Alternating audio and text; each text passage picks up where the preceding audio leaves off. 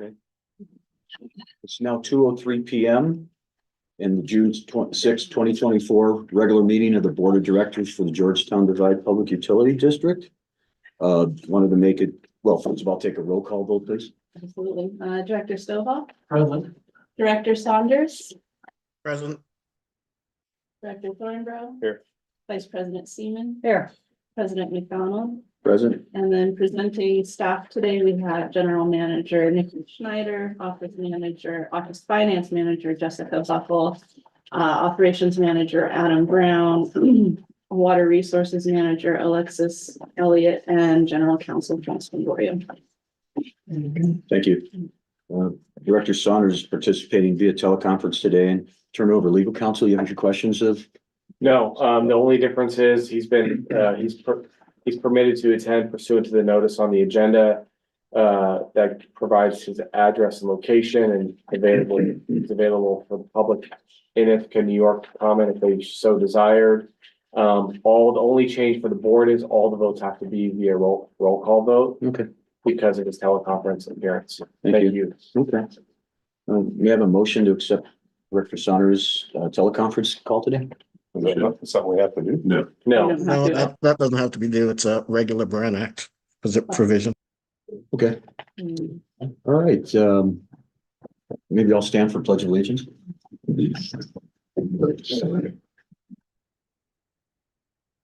Pledge allegiance to the flag of the United States of America, to the republic for which it stands, one nation, under God, indivisible, with liberty and justice for all.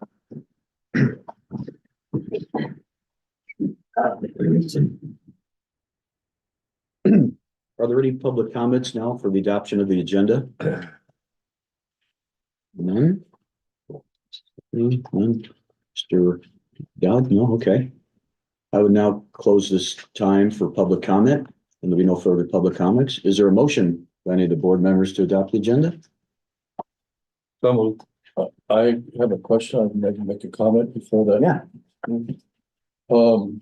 According to policy 4205.01 purpose, the general manager in cooperation with the board president shall prepare an agenda for each regular and special meeting of the board of directors in accordance with the Brown Act. Were all items approved by the board president? Yes, I believe so. Okay. Also, I'd like to move item 11 to before the closed session.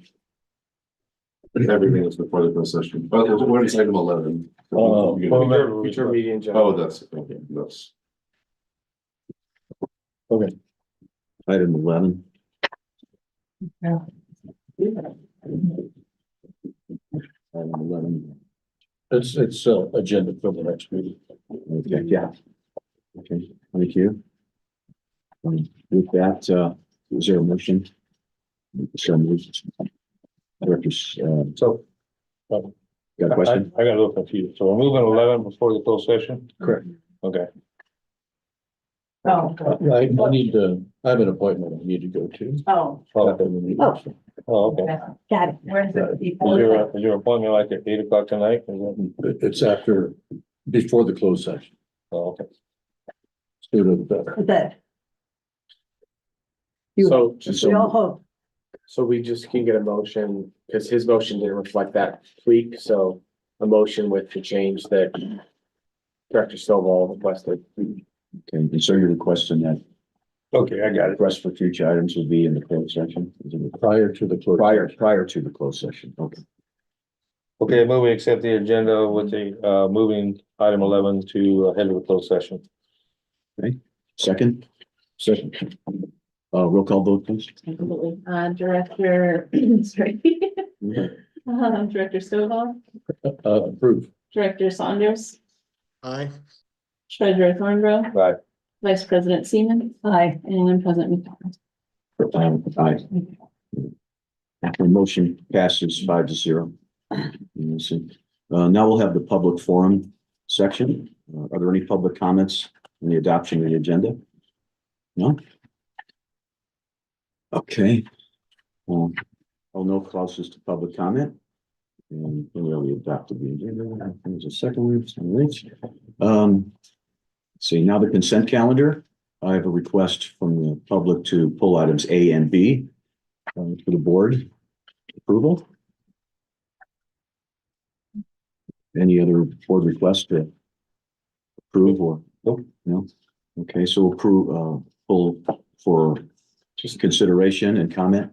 Just to be clear, just to be clear for the board and the public's education, consent kind of items to be pulled has to be a motion, action, decision of the board. Yeah. Obviously, you can have requests from the public and the board can accommodate those requests, but it still has to be independent action by the board to pull item from consent calendar. Just want to make that clear. That Okay. power rests with the board, not with the public. Okay. Can I, But, well, now I have a question. Typically, what we do is we motion to accept the remaining items in consent calendar and then we come back to it. Isn't that the same thing? No, yeah, I don't mean whether you pull it or you approve the rest. I'm just saying what stays on consent. well, That's a decision of the board ultimately, Right. not the public. That's all I'm saying. Right, okay. listen, Okay, I'm confused. How'd the public get involved in these polls? they got an request from the public You to, have that right. No, I'm just asking. I got an They email. Email any of the board members. Okay, that's what I was Per, trying. per our policy, they can email a board member and it's up to that board member to either deem the request viable or not. Mhm. Got it. So at this time, we'd like to hear, Cherie's, We Well, still don't we approve let's do the the motion. board needs to. I'll make a motion that we approve consent calendar items C and D. Okay. Second, Roll call vote, please. All right, Director Stovall, agree. Director Saunders, Aye. Treasurer Thornborough. Aye. Vice President Seaman Aye. and President McDonald. Aye. Cherie, may have the floor. Okay, on A, not all of my public comments has been included in the minutes. I submitted 2 different public comments on the same email at the last meeting. And I've emailed the board clerk and I have not gotten a response on it. And I would like my April 4th comments put in the last meeting as requested. So, just to address the comments were submitted for the June meeting, the May meeting, excuse me, but there were comments from April after the meetings. The minutes had already been accepted by the board.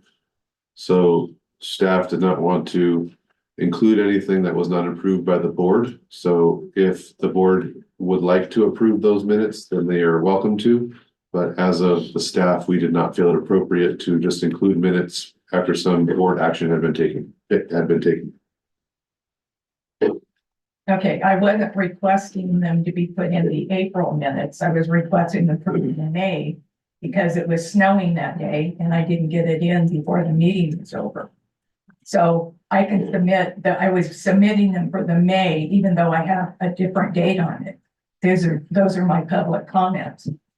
I should be able to put comments in from a year ago if I want to. Because I'm making written comments. It's not like I'm asking to go back. It's board discretion. Director Saunders, I'd say, let the comments go into this, record with this meeting. For the May 2nd. This meeting, you said, Director Saunders, No. June? For the May Yeah, we can't go back to previous meetings. We'll, admit it into this meeting. Are you making a motion? No, I'm just saying, my recommendation to staff would be that we would put it in and record it with this meeting for past, that you wanted to put it in with a past meeting. But we can't update a previous meeting that already occurred, but it can come into this record. Are you making a motion then? There's no motion on this, but that would be my recommendation for, how to deal with it with staff. Okay, then. I'll make the motion. Okay. Are we ready for a motion? Okay. I'm ready to listen to it. Okay, I move that we approve with the addition of the minutes that Cherie wants put in there, for the May 2nd meeting. Second. Discussion? I'll discuss. So just to clarify, the comments are gonna be added to today's.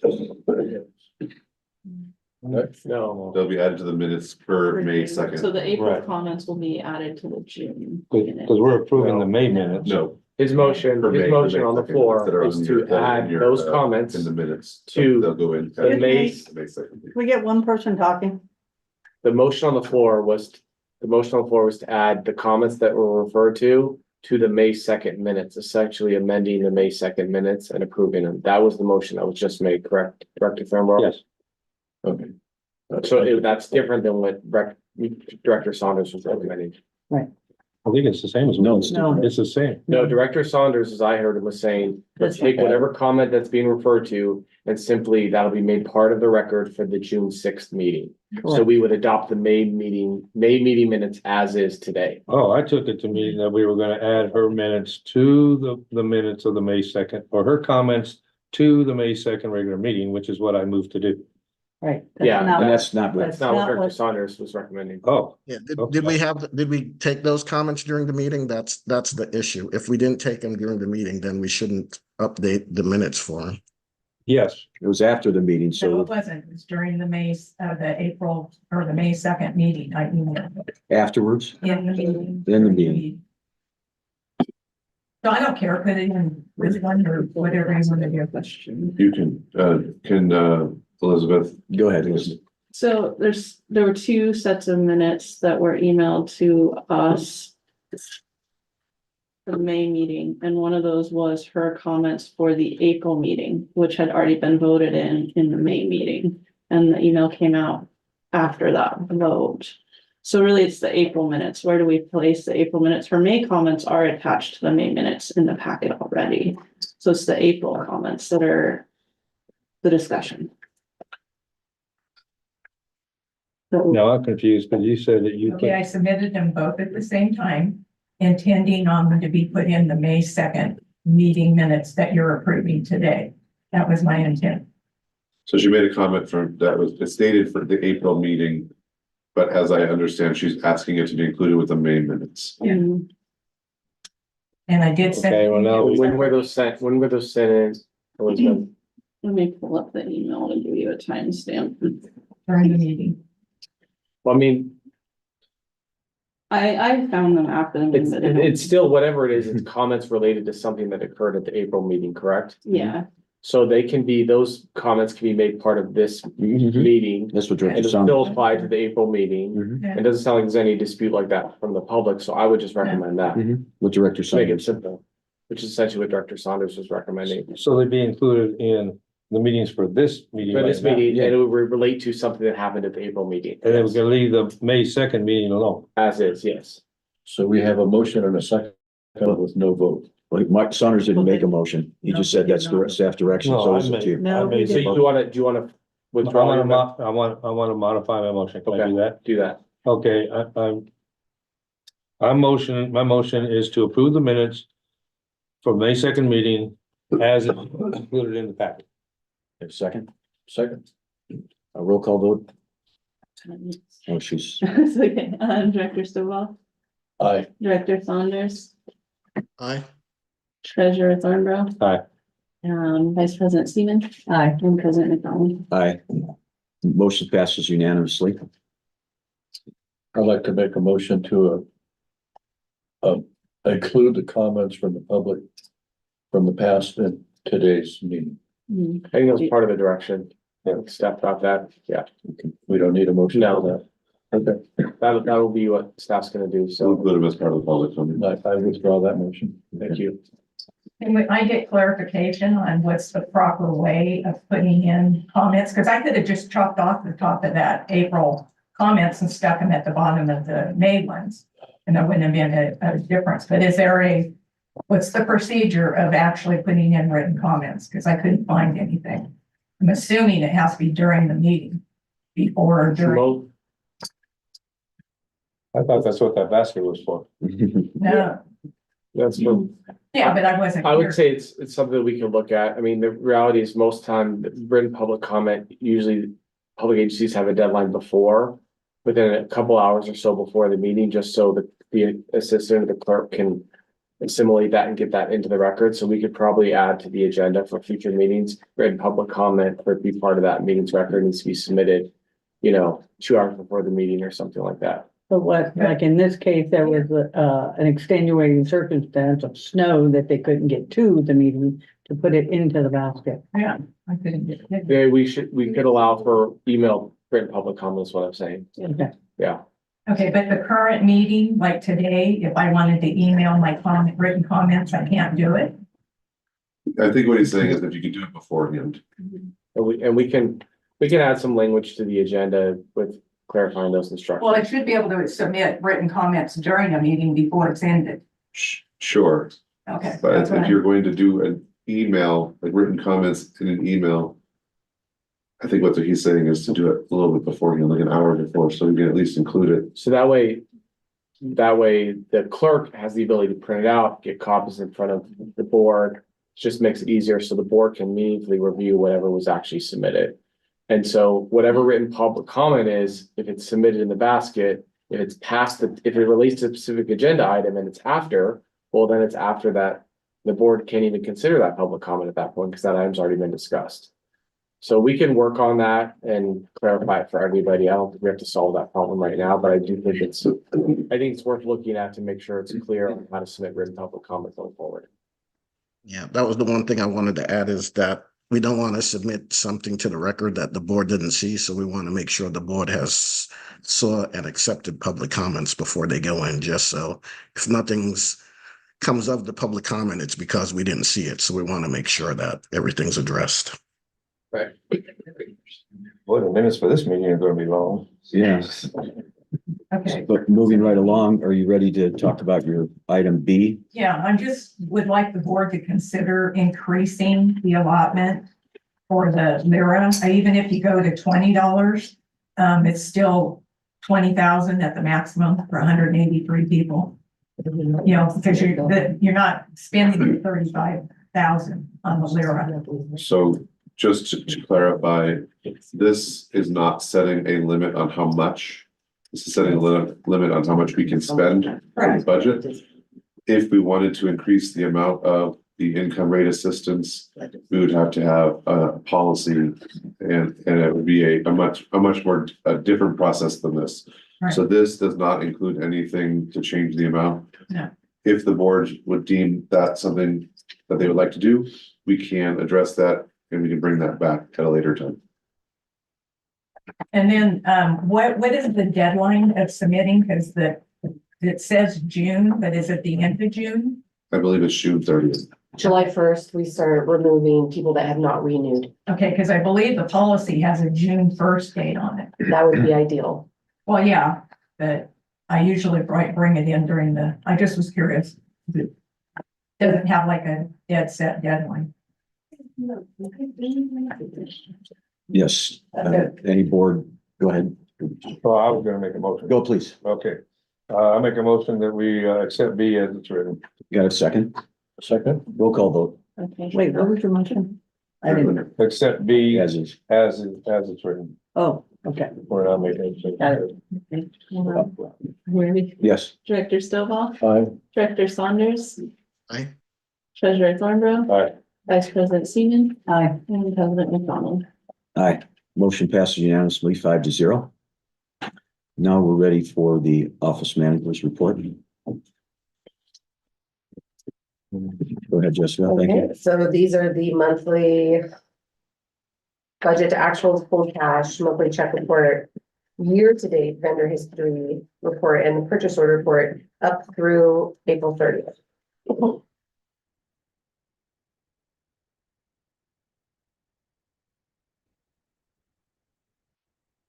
And if you have any questions, I am ready.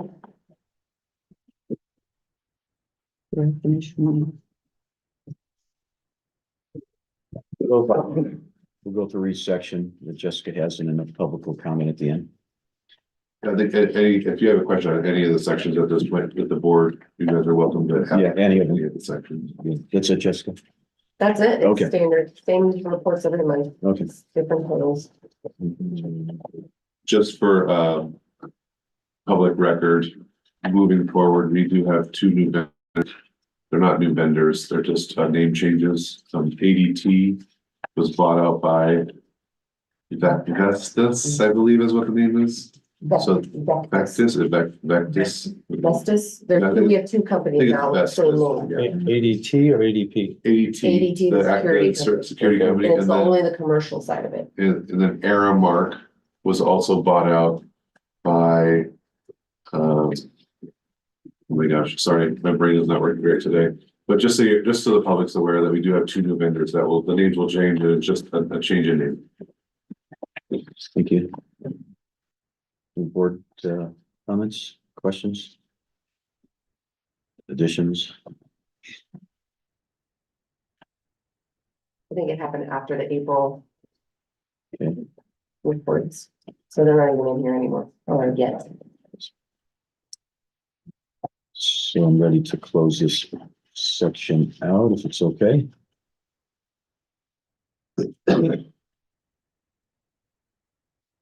Okay. Moving on to informational items. Board report. Director Saunders, would you like to lead off? Sent everybody a copy of my board report because it ended between our meetings. So there was a Mountain Counties Water Resources Association Legislation Day where we went to talk to the legislators about the bills that were coming up. LAFCO's meeting was is there, Regional Water Authority. The big thing that's there is the Watershed Resiliency Pilot. There is a grant from Department of Water Resources for $2 million to come up with a new version of basically how to deal with what used to be the Interregional Water Management System, which was the CABI. So now they are dividing California into super sheds, and we will be deciding how to deal with the super shed in our area, which would be from the Sacramento River, Sacramento Water Basin, and probably Yuba, and how to deal with issues and challenges for it and come up with a model so there can be a networking system for it. Aqua, we had the JPIA Summit and the Aqua Conference was May 6th to 7th. The big takeaway was going over the bond, which is coming up, and I have that in my legislative stuff. And the Aqua JPIA information I will let President McDonald talk about. Most of the committees met at the conference, and that was the major focus was if there was going to be a water bond coming forward. CSDA also had legislative days. I went to that as well. Community events. I spoke at Wakamatsu Farm last Sunday, and other informational items, the Making Water Conservation a California Way of Life. So they've come out with the outdoor residential water use standards, the updates, some of the provisions that have been there, things that I've been working on since the work group level has come in. So there will be indoor variances for evaporative coolers, outdoor variances for populations of horses and other livestock. And also we talked about residential trees. So irrigating existing residential trees is a variance. That one's probably going to be important for us because our landscape area measurement data does not reflect the full area of the district, but we may be able to compensate that with trees because they said it's the tree coverage that they can't see. So we'll be able to use those trees. One of the things to recommend to staff to start thinking of is before this regulation comes out, if we could come up with a survey to find out how many customers have evaporative coolers and horses and livestock, so we can match our survey with what they're asking for the variance. So we have the data to put in for the variance. And then I have the date for the State Water Resource Control Board is meeting to have their hearings on the drinking water qualities, water rights and fees. And I sent information about the Clean Water Act for grant opportunity. And that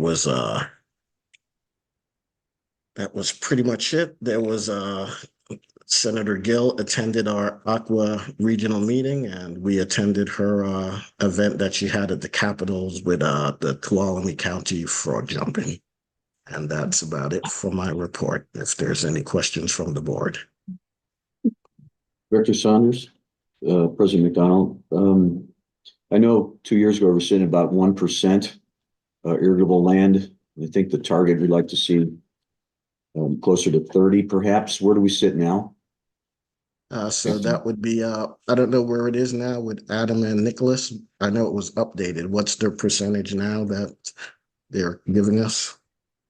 So the percentage now is right around 11%. We probably won't ever get the 30, but I do have confirmation from the executive director of the State Water Resource Control Board that we do not have any water conservation requirement up until 2035 because of the work that we've done from the past. So right now, we are basically within our budget until 2035. And then even beyond that, we've done some calculations, but that's what you confirm up until 2035. Okay. So we don't really need to fight for it right now.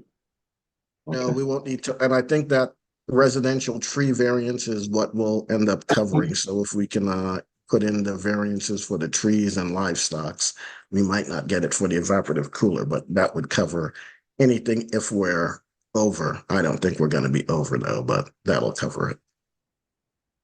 Not likely to be over, at least for 10 years, so.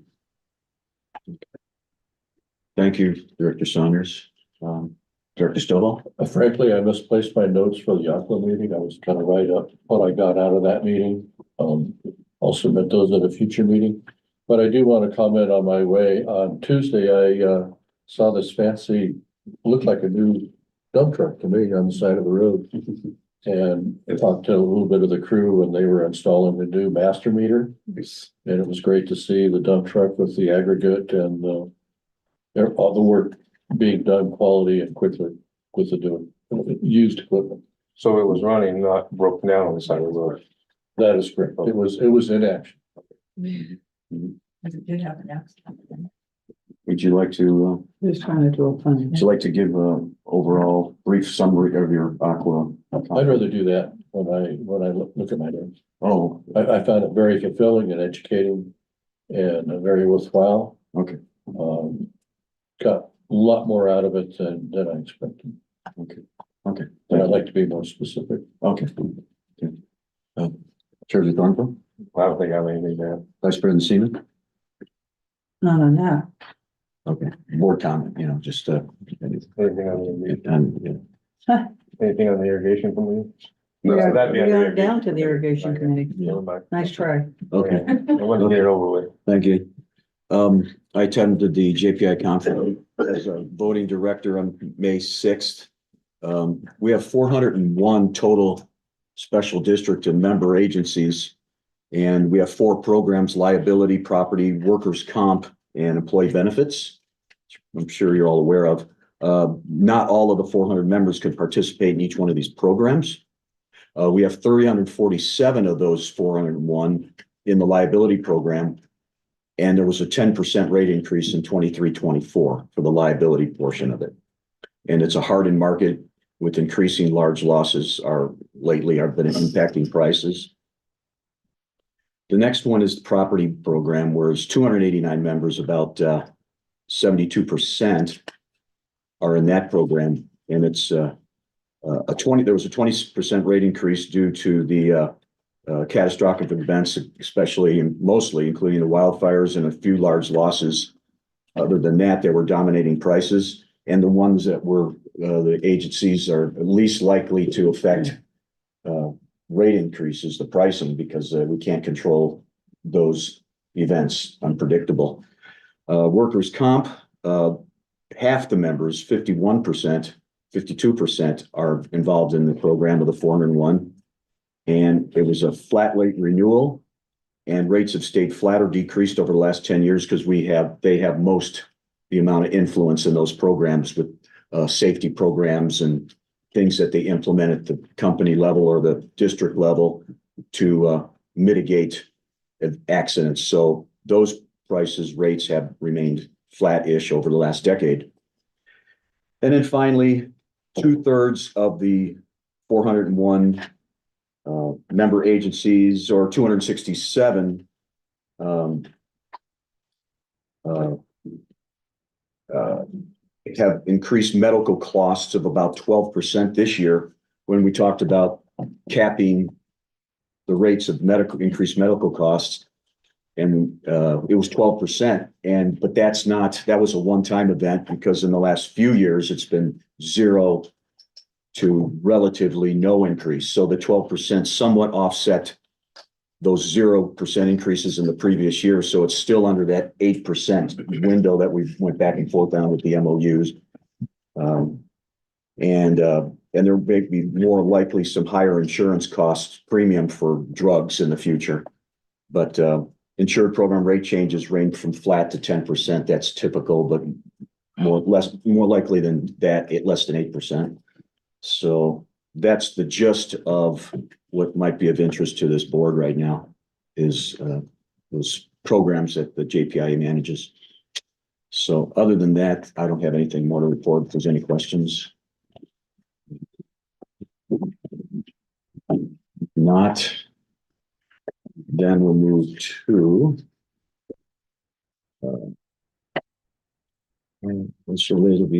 operations manager's report. Adam. We got the legislative report. Oh, the legislative report. I thought you might have touched base on some of that. No, not all. Apparently not all of it. Yeah, okay. I thought it was kind of quick, though. Go ahead, Michael. Yep. So the legislative report, I sent that to our directors ahead of time as well. So there are some bills that we've already took position on and supported. There were some bills we had last year. So just to go over the calendar. So the calendar year starts for legislative. They send their budget to the governor. Then any bills that are introduced, they go through the policy committees.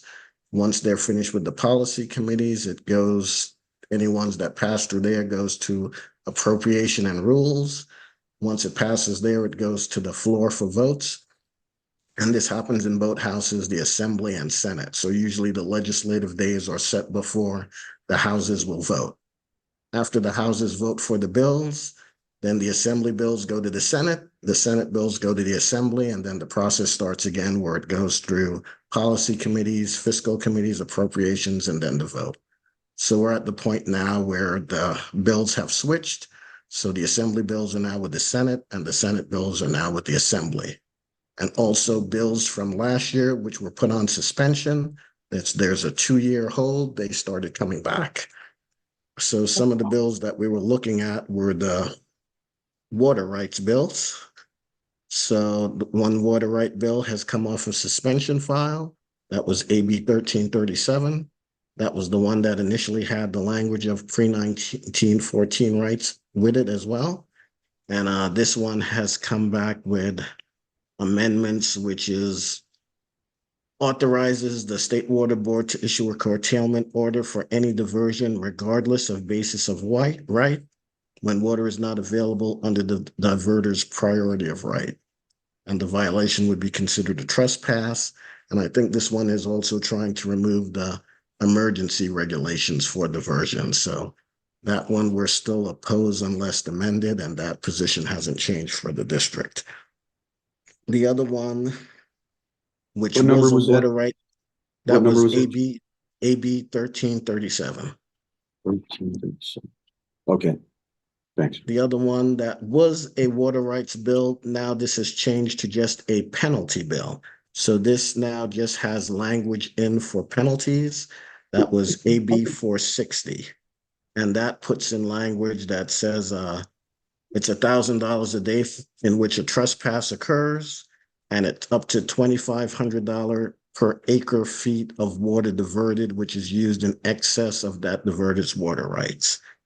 This was amended with many languages, and what they did do is they did remove the definition of curtailment and references to in-stream flows. And there was a lot of things that they moved that were in favor of water agencies. People are still uncertain as to the appellate due process, but that wouldn't be in this bill. Any bill, anytime you're given a fine or violation, you're allowed to go through an appeals process. So adding this to the bill wouldn't change anything. So RWA is moving to neutral. Aqua is Yes, Can I add something? Because we did meet about this yesterday as well at Aqua. Yes. The state ledge committee met.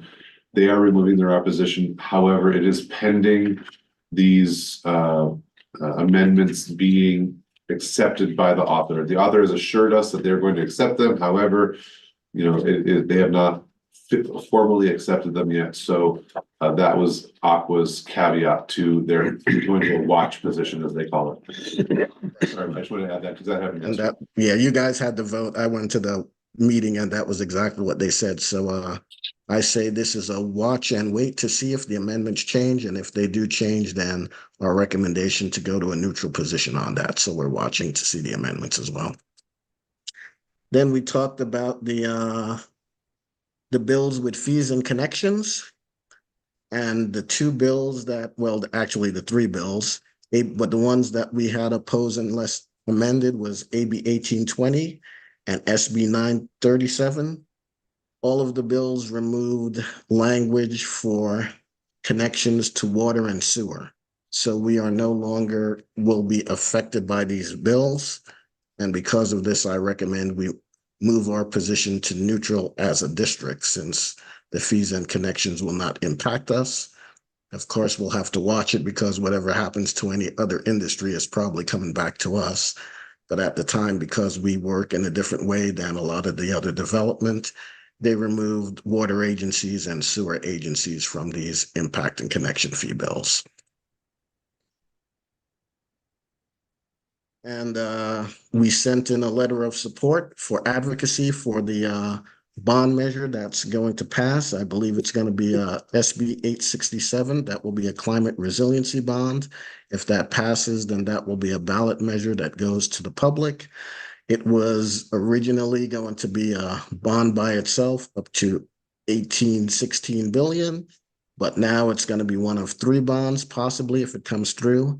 And the water portion would be in the climate resiliency bond. So Aqua and others are trying to advocate for making sure there's water towards water infrastructure and other priority fundings like wildfire and forest health, and make sure there's a bucket for the headwaters that's put in. So we sent in our letter of support, and I've sent everybody the copy of the letter, and we can also decide if we are going to recommend to support this. We talked about this several times, and it would be in our interest to make sure we get a bucket for the headwaters. And the last bill that I recommend the district choose oppose unless amended is a bill called SB 1255. Initially, this was a bill to analyze public water systems and include assessment of funds which are necessary to make water affordable for customers of public water systems with fewer than 3,000 service connections. It's now being amended to have language in to require all water agencies to have a low income rate assistance program, which we do. So I'm like, well, what would it matter? It matters because they want funding to be on customers that would not qualify. Our customers, ratepayers would automatically be charged a fee to cover that unless they opt out of the contribution fee. So I recommend we oppose unless amended because that is telling us how to run our rates and stuff. It's removing local control, and we shouldn't have anything that's an opt-out as an additional fee for our ratepayers. And that was the requested advocacy position changes I had. If there's any questions on those. I just had a question on the layout, Director Saunders. The first top part of the report, how does it, in the layout of it, why is that listed on the top the way you have it there? Things on the top are the district positions we already have. So we already agreed that we're going to support the federal low income program if it was going to be permanent, and the ones at the top are ones that we gave consensus on to support. The ones below, if they're on the left column, that means that was our initial district position and they were recommending to change. And if there is nothing on it in the front, that is a new position that we would add consensus on. Okay. So my ask would be if we have consensus on all of the recommendations that I made, if not, if you have another one, we will take that up as well.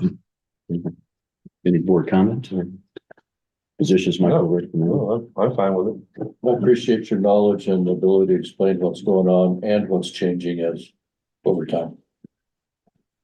And I Just like you've always done. definitely agree with all of this stuff, so it's all spot on. Okay. Thank you, Director Saunders. Oh, Director Seaman. When it's Saunders, Director Saunders is saying, I recommend based on the information that was obtained, correct? That is correct. Okay. It's typically based on another advocacy organization's recommendation. Okay, Right, so it's been with attending with the legislative groups for CSDA, Aqua, RWA, actually meeting with the legislators, and we also have, if anybody wants to attend, there's usually now a work group for almost everyone. There's one for water rights, there's one for the water bond, there's one for the WUE. So if anyone's interested in attending the work groups that's going over the amendments and working with the legislators, they're all there for you to attend if you so choose. But as legislative liaison, that's what I've been doing. It's not limited just for you. Any of us can attend, okay? Thank you, Director Saunders. Okay. Now we will enter the operations manager's report. Yep. Okay. Thank you. So operation manager report for May. So the first thing, I think the biggest thing is Stumpy's stop spilling near stop spilling now. So moving forward, it's usually stuff no more spill water. Production numbers are going up as expected, but they're not above normal. They're average this time of year. Same with our gross water use. Second page, kind of summary of the tasks we did this month. I think the main thing we focused on this month, obviously, getting irrigation season going and making sure all the services are running good. So I'd say we're doing a good job. I haven't heard a lot from the public calling in on anything. There's a handful of them, but for the most part, seem to be running pretty smooth. We are in another thing to note on this is just our increase in underground service alert responses. I was gonna put a chart together. I think I'll have one next meeting. We're seeing more and more month by month. They just keep going up, and you can obviously see all the work going on in the area. But this has been a trend ongoing for the last year and a half of just more and more. You guys say we're really devoting a lot of staff time to meet those demands. So, there's something to point out. Moving forward, we got one more master meter in on Reservoir Road. 6-inch. This has some pictures of doing that work. PRV on the next page. We started to use the new excavator for clearing. That's Greenwood Lake, so that's us going through and just a comparison of that picture. As well, one guy about a day. Typically, I would take about four guys a few days, four crew members a few days to complete. So it's as we get more and more comfortable with it, be able to work it into our daily operations, it's gonna pay dividends moving forward. That was the skid steer. We just got that. Masticator. We just got that last week, so we've done a little trial out here and had our training. I'll get that in a second. Oh, I'm sorry. Yeah. So next one, we after winter season, the top two pictures shows one of our structures. So you guys are aware, we have 7 structures that take side water in, and we try to get those all clear before season begins. We're a little late this time to get, so we were able to get all clear. So actually, we're using all that side water instead of using stumpy meadows. So we use that until our water rights don't allow us anymore. So capital improvement program. It's a distribution tank coating, so we have our evaluations back. I know we talked a lot about Kelsey tank going into it. I think we're going to shift our focus towards Angel Camp. That tank came in with a worse condition rating, so we're going to start focusing on that to get that one recoated first. We're able to procure a 10-wheel dump truck this last this last month, so we just starting to use that, put that to use. For example, like that master meter, they were able to do that in one trip, basically. Typically only taken probably 3 trips to do that. It was like 12 yards of gravel they put in there.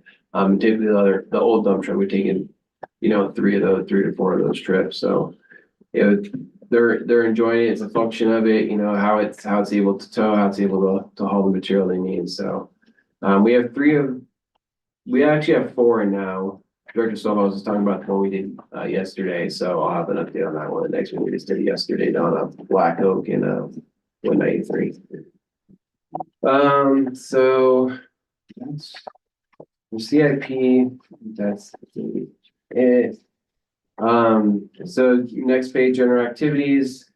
So we have a couple RFPs out right now. I think I mentioned in last meeting, they're due at the end of the month, so we'll have them before the beginning of next meeting, in July.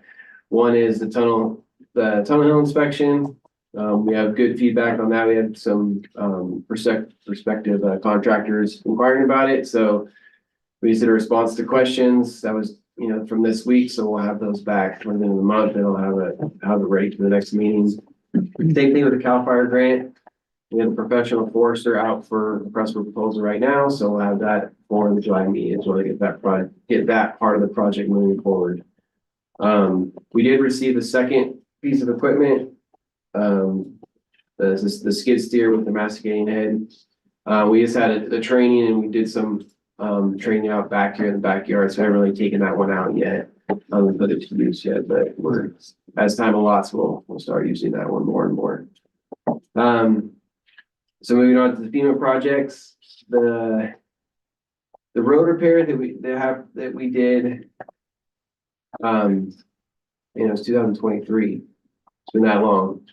I just got word yesterday. It's in the final stages where we should see the check within a couple weeks for that one. So it's been taking a very long time. Canal sill removal. It's in a step right before that, before it goes to final approval. So we should hopefully see that one in a couple months. And then the Walt Lake dredging project, we did some soil sampling there. We actually have a deadline tomorrow with FEMA to get part of that report in. We meet that deadline, and we're still moving forward with it. We anticipate it'll be fall, spring. We'll be possibly doing that work. Still up in there. The student takes a little while to go through their process.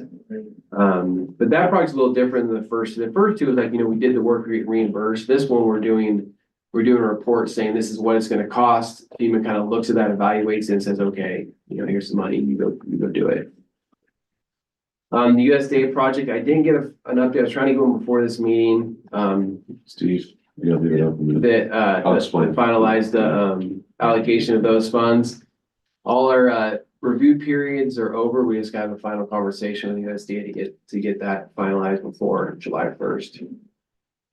And then the Water Smart grant, that's the canal lining of country here, right above Balderston. We're in an environmental review period, so that's supposed to end mid-August. So that's anticipated for fall. That's the goal with that one. And then the last page of monthly water demand assessment.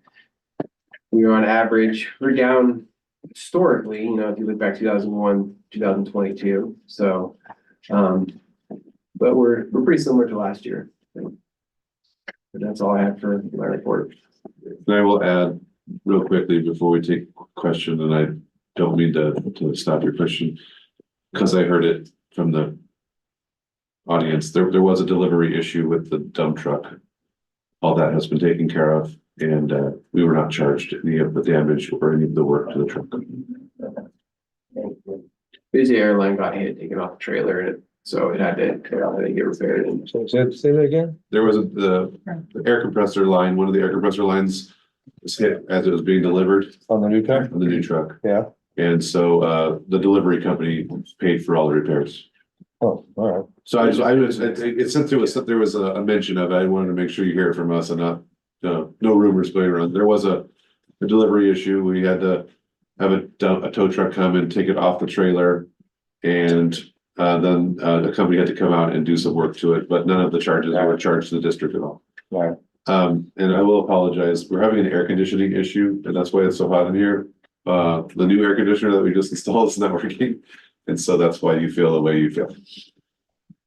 Just right. Hopefully it'll be fixed soon. I don't think it's gonna be fixed today. Oh, boy. Go ahead, Tracy. And you also gave a tour to So Mike and I, up county. I have that in my report. I could have reported on that. Could have reported on that, and then I thought about it after the fact, but it's, Yeah. he had to deal with us. Well, both of them, Yeah, I have it, actually, all three of them in my report. Okay. that was it. There's a leak right down the road by the Cape Folk, Fitness Center.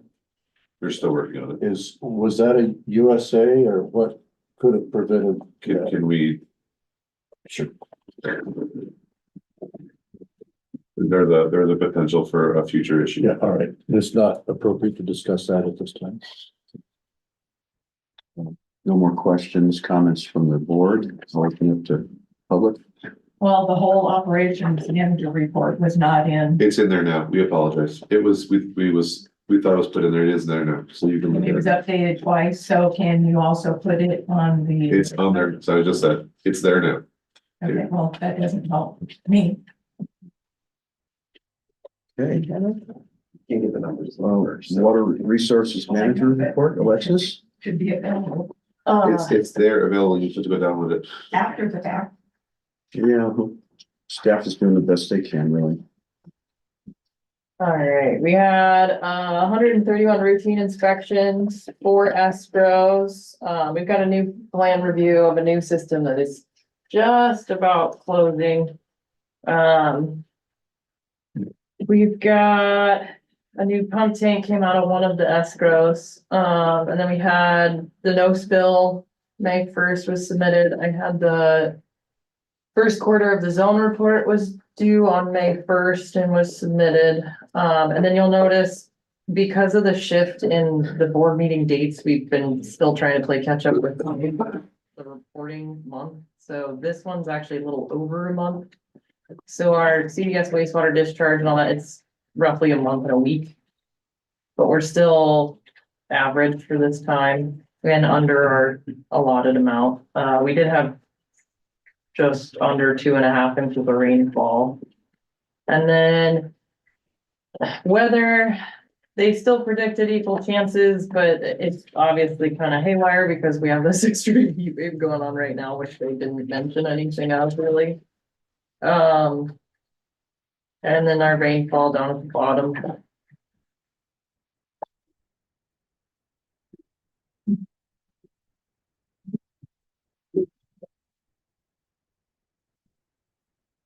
You finished? Mhm. Board, No question. Mr. Saunders? No? Okay. Public? Thank you, Alexis.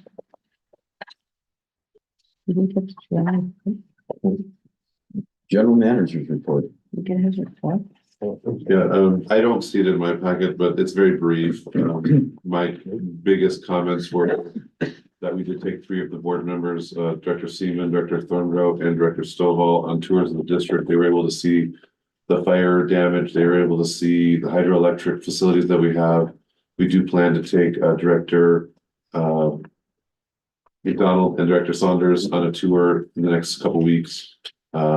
Once we have I'll be out for a week and Adam will be gone for a few weeks. So once we're all back, we're gonna be taking them as well on a tour.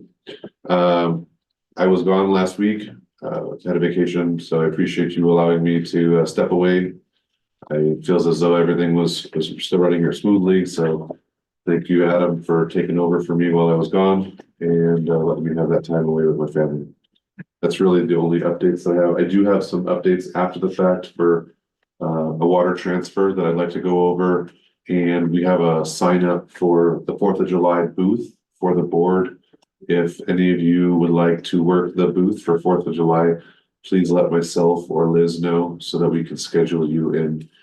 It's supposedly the biggest 4th of July event of the year. So bigger than any of the other ones in the past, and they wanted as much participation as possible.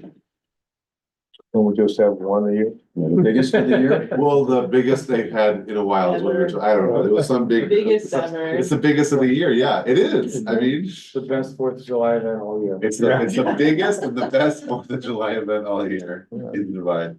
Yeah, I apologize, that's. I was thinking I missed some other Fourth of July events. You did. Apparently it's the biggest one they've ever had, most booths. And then I just wanted to discuss. Staff has analyzed the water situation that we're in, and we could potentially fulfill a water transfer later this year. We're looking at a late year water transfer, if we do a transfer at all, which would be later August, September, and October, to transfer approximately 2,000 acre feet of water. Still negotiating a price for this and still negotiating refill criteria. I just wanted to make the board aware that Westlands Water District has discussed and has approved the potentiality for this water transfer with us and them. So I know this has been discussed in the past. We would like to do our due diligence with the public here. I would like to kind of start that process if the board is willing. And we can discuss prices and additional information during closed session before we make a final approval of this. If anybody had any questions, then, take them at this time. Just a quick question, can you give us an estimate of how many acre feet Approximately. is spilled Oh, after the rain season comes? I mean, we'll talk about transferring 2 acre feet. Did we spill 8 acre feet in a season or? 8,000, yeah. How many acre feet goes over the dam? it depends on the water year. It depends on how, so it would be speculative. Yeah. The range. But typically 95% of the time we spill at least 1,000 acre feet.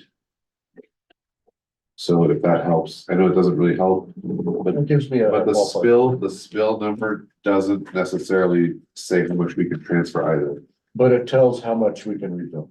So that doesn't actually, that's not the refill requirement. The refill requirement has to do with Folsom and the Bay Delta. So those are the two criteria. Whether we're spilling or not doesn't really have any bearing on the refill requirement. It has to do with, so the first refill requirement was Folsom is spilling and the Bay Delta is in excess is what the terminology is.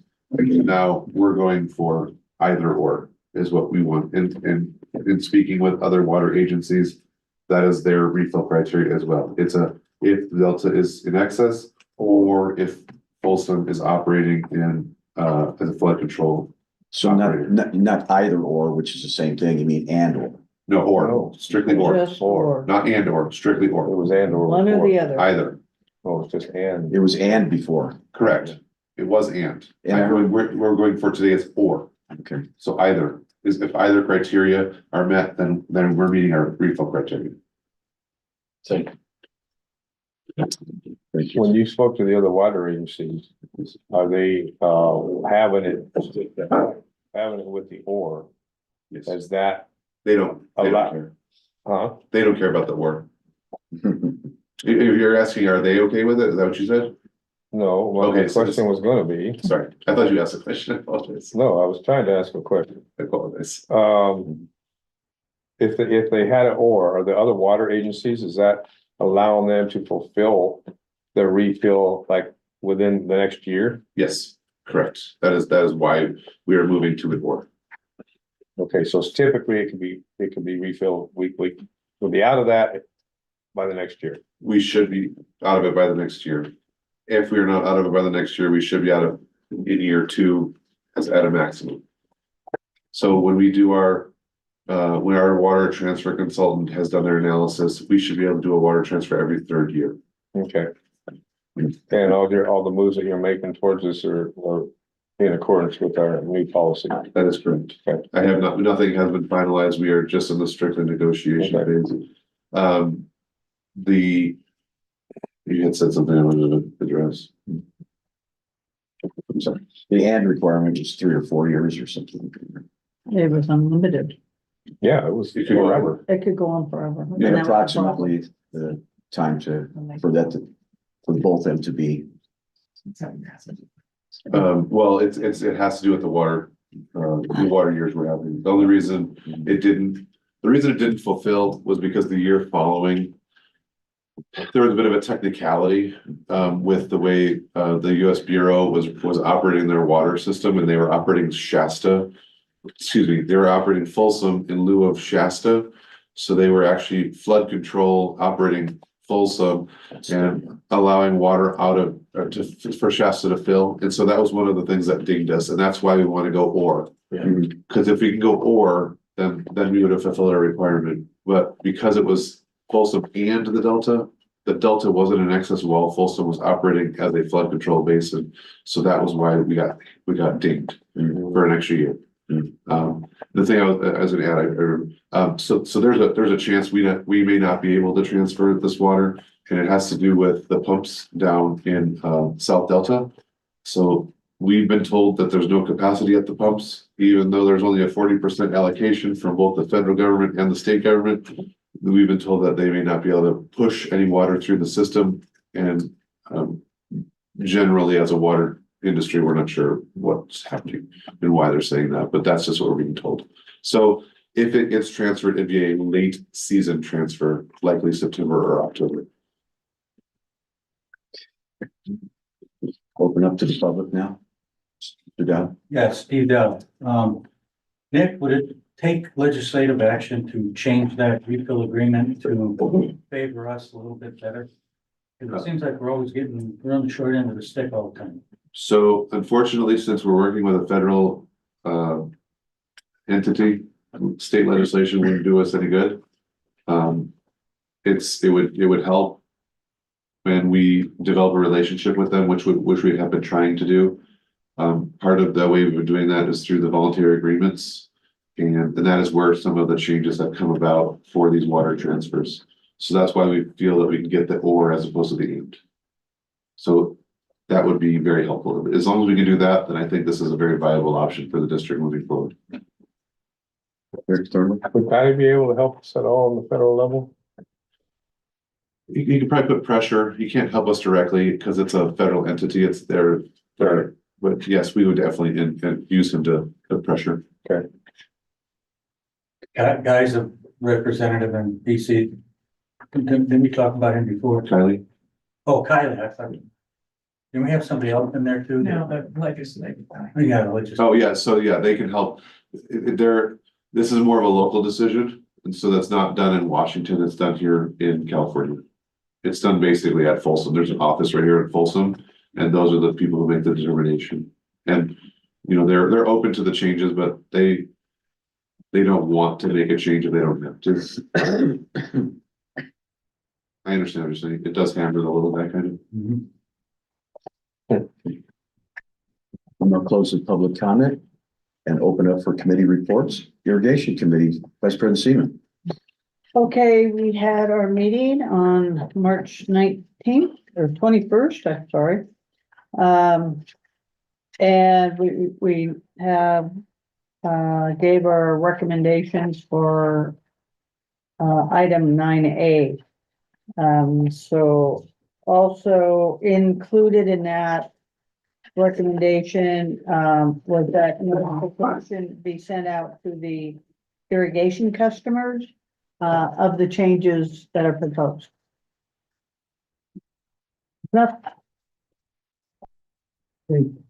Thank you. Next meeting, July 16th. Yeah, I got that notice and I appreciate that. What? Next meeting is when? No, this is for the changes on, we're gonna be voting on 9A, The public hearing, we're gonna be voting on it today. It's about public hearing. well, public hearing. Yeah, I mean, what you mean then? So this would be different. That's, and the recommendation is the changes for billing, under this, under 9A up here. Okay. One of the other recommendation is there's a notification goes out that says there's a change in how the billing is gonna be done. Director Seaman, you confirmed July 16th of the next irrigation meeting date? Yeah. Okay, no, meet in June. Okay. The Finance Committee, it was the joint, go ahead. Yeah, go ahead. What? No, go ahead. Well, Tuesday was kind of the capstone of the finance committee and they're taking a break until September, I believe. That's right, looks They've September been 26th. very accomplished and working committee. It's a pleasure to work with the professionals in the community. I need to back up one. Sure. I got down here that it's supposed to be the 18th of June is the next meeting, For which irrigation. we taking June. Ever the, You got a June meeting, don't we? yeah, we have a June meeting. Yeah, so, That's right, so that's wrong. yeah. That's July. Yeah, they skipped 1 month. Oh, June. Yes, I got it, That's actually It's the 18th of June. of 18th of June. June. It's our next irrigation committee. Sorry. And then the next one would be July 16th. July 16th. Oh, damn it. That'll be the meeting Alexis is doing for the district. Let that slide. It's my birthday. Okay, No, I didn't. so you got that, Elizabeth? Great, great, okay, thank you, Director Thornburg. Okay, then we have the Director, Vice President Siemens on again for ad hoc grant writing. No, he's not, that's Sandra I was Stovall. like, huh? No. He's got the other one here. I'd be happy to give the update if you'd like. Yes, please. We did not have a grant writing meeting. Unfortunately, the two public members of the grant writing committee haven't been able to meet, so we're gonna be doing a poll to determine a good date and time to meet with them. Nothing has changed in the grants. Adam gave his update on where we are with most of the outstanding grants where we already are. I do have some good news, and this is like hot off the presses. I just got an email about 15 minutes ago. Senator, Senator, I just want to make sure I get the right date, very quick here first. Senator Butler has officially submitted our hydroelectric appropriation in the amount of $7.5 million to Senate for confirmation. It's not perfect yet. Still, it's the first kind of, we got out of the starting blocks, and that's a good sign, but Senator Butler has accepted it, so. Federal. Excuse me, Federal. correct. That's federal, yeah. All right. Is that the one you want to do? Yeah, she's gonna take over for, who's the guy that, Riley? No, Last time. she, Feinstein, yes. Oh. That's. Sorry, yeah, and Interim for she's not Senator renewing. Feinstein. She's still submitting projects, so it'll still continue on. Ad hoc labor, That reminds me about our other tank project. We're working on that too as well, getting the other federal appropriation. I didn't bring that up, but we're working on. Was that? The new tank. The new tank, yeah. Preliminary, we had a kickoff meeting with the district here. Were you able to come up with a capacity we can do? Not yet. Yeah, that was kind of an exciting visit, get all the plans together, what piping's there, what the footprint is. We're in that stage right now. He's doing calculations, that's great. ad hoc labor. And I see, okay. Then we have strategic planning held as necessary. So that's going to be kicking off in the beginning, at the end of the month, beginning of July, because of the policy committee with its sunset date of July 1st. We are going to be ramping that committee up directly after. Okay. Thank you. Public comment on. Okay. Action items. 8A, consider adoption of final 24-25 operating budget and capital improvement plan. So thank I'll you. turn it over to you. Thank you. Appreciate that. In the interest of time and where we are at, I'm going to go over some of the changes. We had a lengthy discussion on Tuesday, which I think was very fruitful. We did go through and make several changes that were suggested by both the board members and the public. So I will just kind of go over a few of those.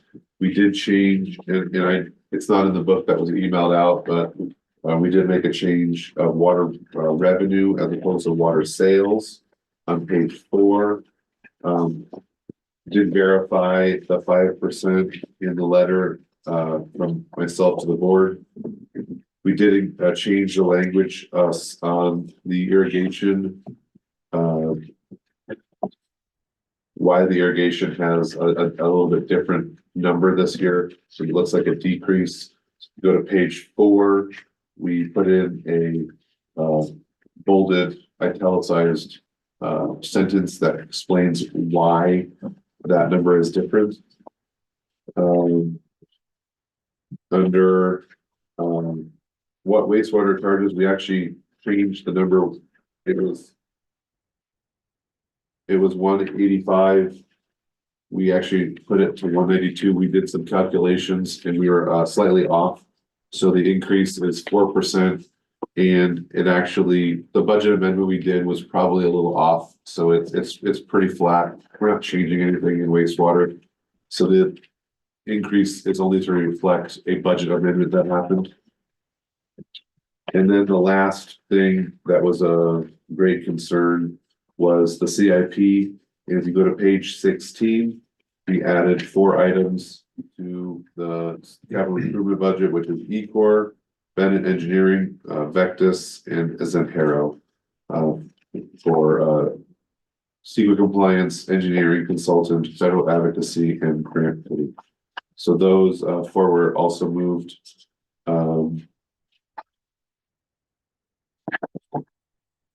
If there's any questions on anything else, then I think we can go through that now. We're welcome to go through it page by page again. But everything else was updated. Director Stovall? I don't have my notes in front of me, but I know there were some categories that we moved out of Yes. operations into CIP. Those are what I was referring That's what you're to. referring. I just wanted to confirm that. Thank you. And for Director Thornborough, the building rot, we are going to put that under the 8 headquarters building. It's 19,000 something. 9,000, I think is what it was. Okay, well, that brings another question I was gonna have on that is, we keep putting a budget in of 200,000 Yeah, but that's, year after year after year, and we're spending off of that 200,000, but we don't decrease how much we're gonna do. so we moved the 200,000 out. So it's not this year, it's for next year. And right now we don't have any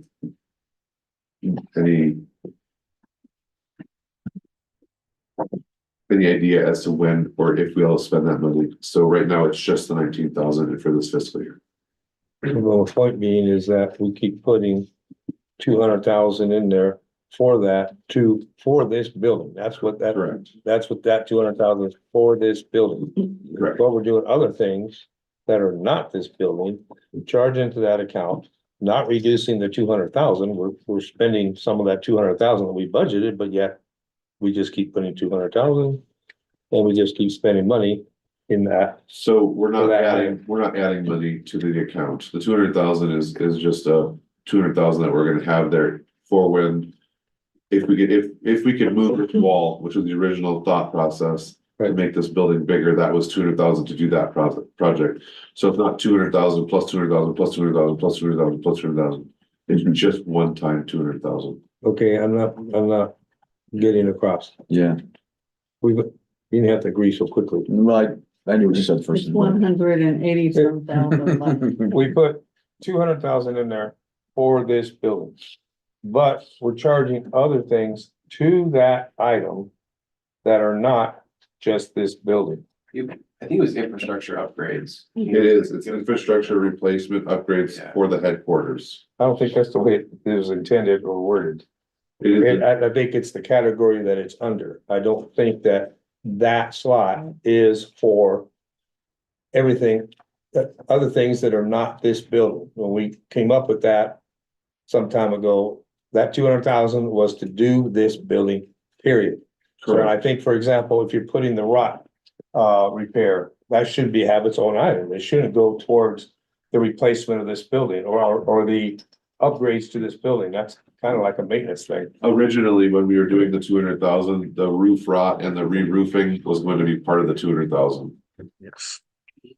So when we, I disagree with that because that was something we didn't even know about at the time that we did the oh, we did know because when the last roofer did the work before I started here, the roof, it wasn't finished. So there's, all right, well, And that's why. we can change the title of the category.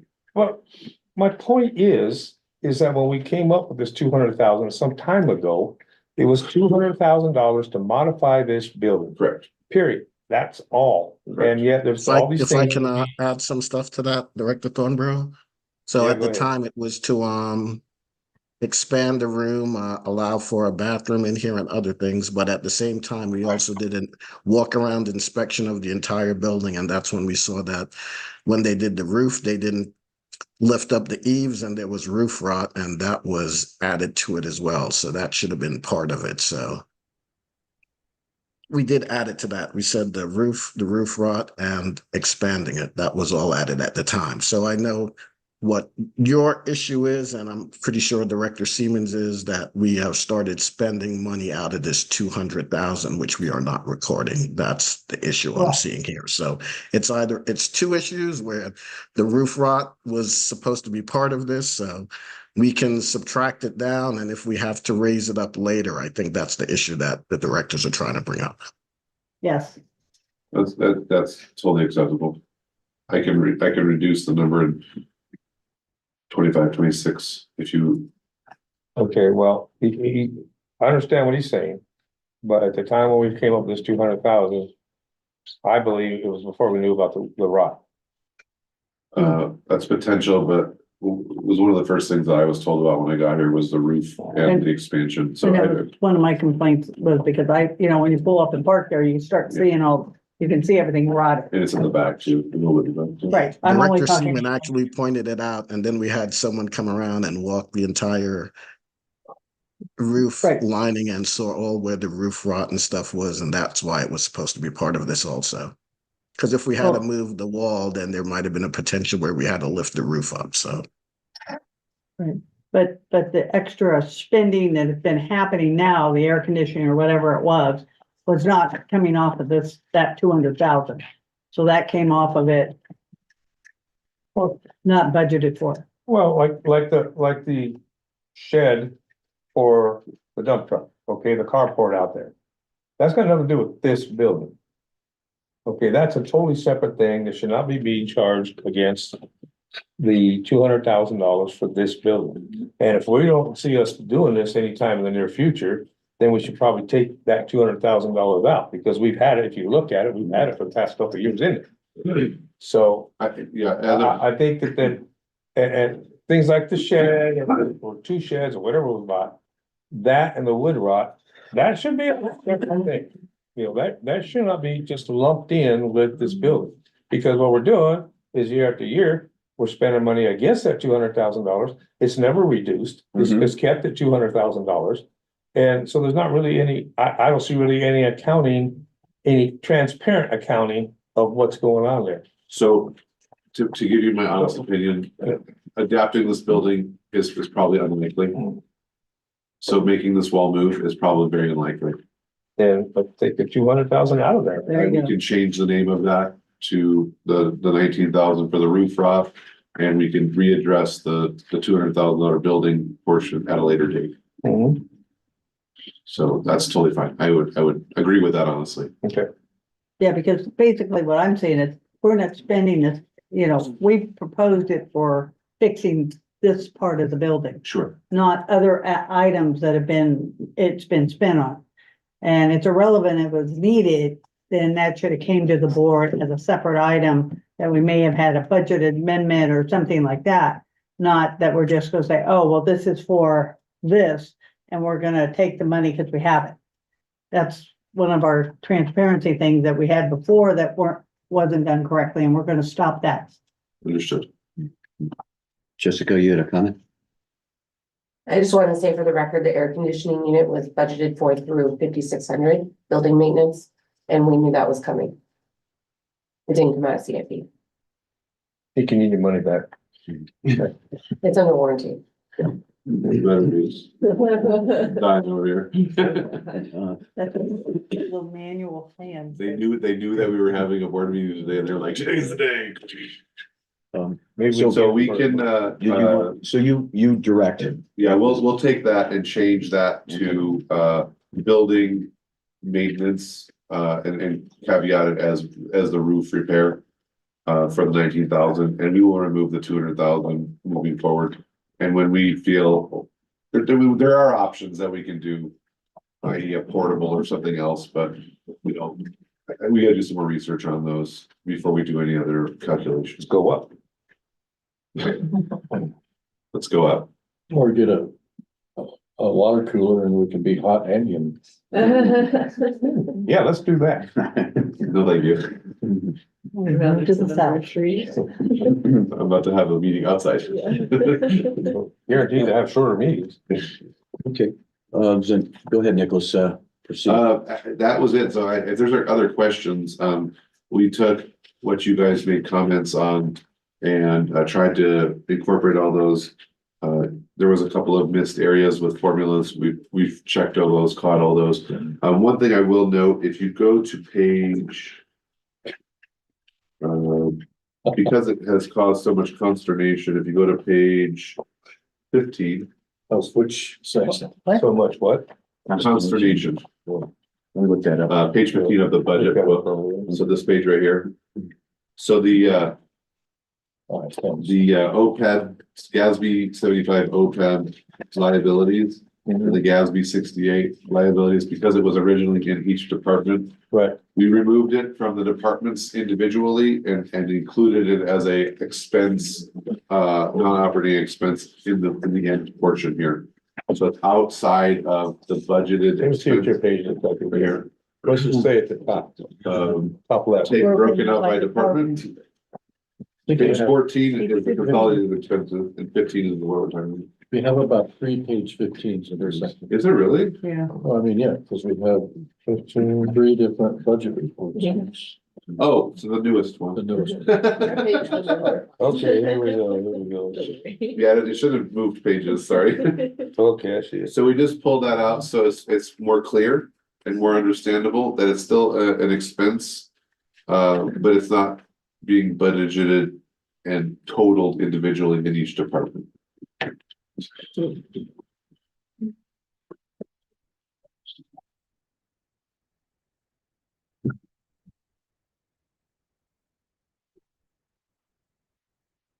And I will point out that,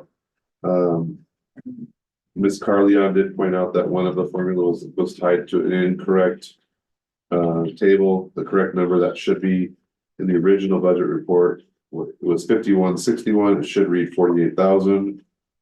I don't know where you're at now. That was a comment that was made under 5600. I'm just going over all the comments that we made and all the things that we changed. So that was 5600. 5600 line 5104 retiree benefits. Sorry, it reads 44,332. It originally read 5161 because the formulas were tied to each other. Okay. So just cleaned up everything that was there. And then again, if there's any other questions or public comments. Public comments? Yeah. Go ahead, Steph. I just wanted to say one thing, to make it clear that we can't change the names of the budgeted projects without a budget amendment. So if we were to change infrastructure and headquarters building to roof rot and garage carport, we have to add it and then, either take that 200,000 out of the budgeted amount, zero it out, or, and then add whatever amount you're gonna approve. We can't just go in and change things without a resolution. So we can add a line is what she's saying. We can add a line for something else and zero out the building funds, That's but fine. we need a resolution for Yeah, we that. need to keep it in there anyway. Next meeting, We'll add it on, we'll deal with the other piece. Yeah. Remind us once in a while. if you're wondering when it's gonna happen, it's when you vote on it. Okay, I wrote the ad. wait, No, we'll add the budget line for the budget. Right? I can't amend the CIP without a resolution. What we haven't approved it yet. We're Oh, take for the right piece, now. to take the piece out. Yeah, we're to gonna take come the back- piece We're out. when voting you- for it now. Yeah. We're gonna take the 200,000 out at a later date. Does So when you vote for that, just make sure you make that clear. that make sense? oh, include that in the motion, Correct. all right. Cause I need a resolution to create or adopt or amend the CIP budget. Okay. Public comment now. Okay, so on the Gatsby 60, that's a liability, isn't it? It's not an expense. It is listed on our audit as an expense. Okay, what, so, but the unfunded CalPERS liability isn't? It is something that we actually, that is a check that we send. Sorry. No, I don't mean that. I mean, what the balance that the district owes as a The liability. heat. So the liability for GASB 68 is what is increasing every year. Yeah. And that's like medical and for whatever for the retirees. Okay, So what I'm asking is why wouldn't you also put, because this is noticing to the public that this, you have this, that needs to be paid, correct. right? So the 6 or 7 or whatever dollar amount it is, $1 million that we owe to CalPERS for unfunded CalPERS liability, would you not make a notation of that? Because you have, you know, like the ALT loan, you have the other loans that are, you know, in different areas. I don't know. I just think you should have it. So this is being done because it's a government accounting standard. The other stuff is not a government accounting standard, so we don't add it to the budget. Yeah, I'm not saying add it, just as a notation. Okay, then I have a question on 5100 on the salaries. Okay, It shows 141 year to date, and then you've got 251 for next year, but you're not even probably gonna use what's in the amended budget. it's because we had 2 positions that weren't filled through the year. So there's part of the, oh, because it was empty. Correct, Okay, same thing on 52. correct. And then I see that you got the SMUD payment corrected. Correct. Okay, so we did receive it in 1 year, As was stated, it was received 2 in 1 year.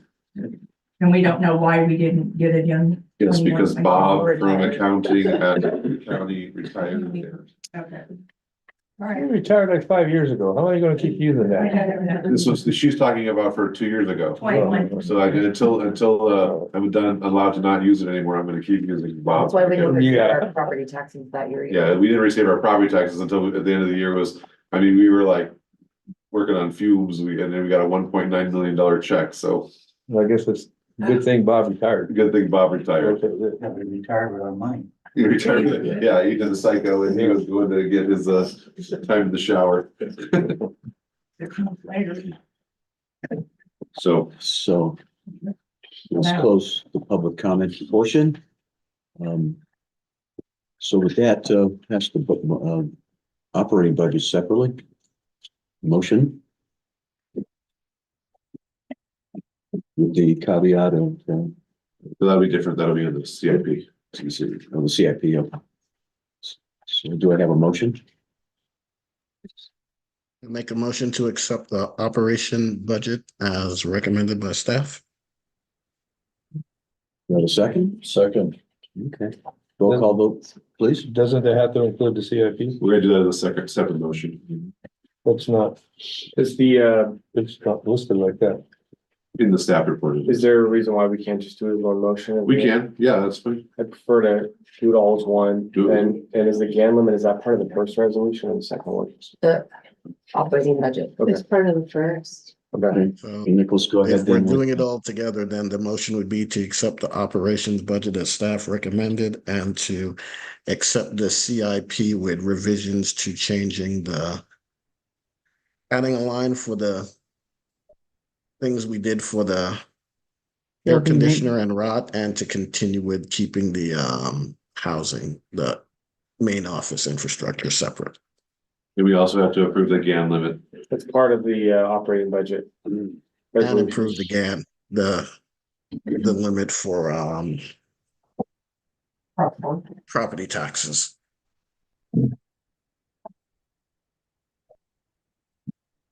We have a first. Is that the motion? That was the motion. Okay. That's the new motion now. Since it There you go. had to put it all in one. Second, I feel like it's always coming in over my head. Second. roll call vote, please. Director Stovall, Aye. Director Saunders, Aye. Treasurer Thornborough, Vice President Seaman, Aye. and President. Aye, motion passed unanimously, 5-0. Thank you. Next, we have, Stephen Bell, audit. Finance, receive and validate financial, correct.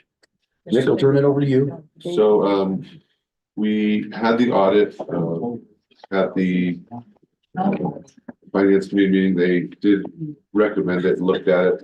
They didn't get actually, we don't have a direct recommendation from them because they didn't get to meet, but I did receive recommendations from individual members as regard to the audit. I will say that the audit it came back clean. So before I have Mr. David come on to do his presentation, I just want to give Jessica a huge shout out for all the work she did on the audit. So we do have Mr. Alvey from Mays and Associates online to present the audit. So Mr. Alvey, please take it away. Great, thank you for having me. My name is David Alvey, and I'm a CPA and audit partner at Mays and Associates, and we are the district's independent external auditor.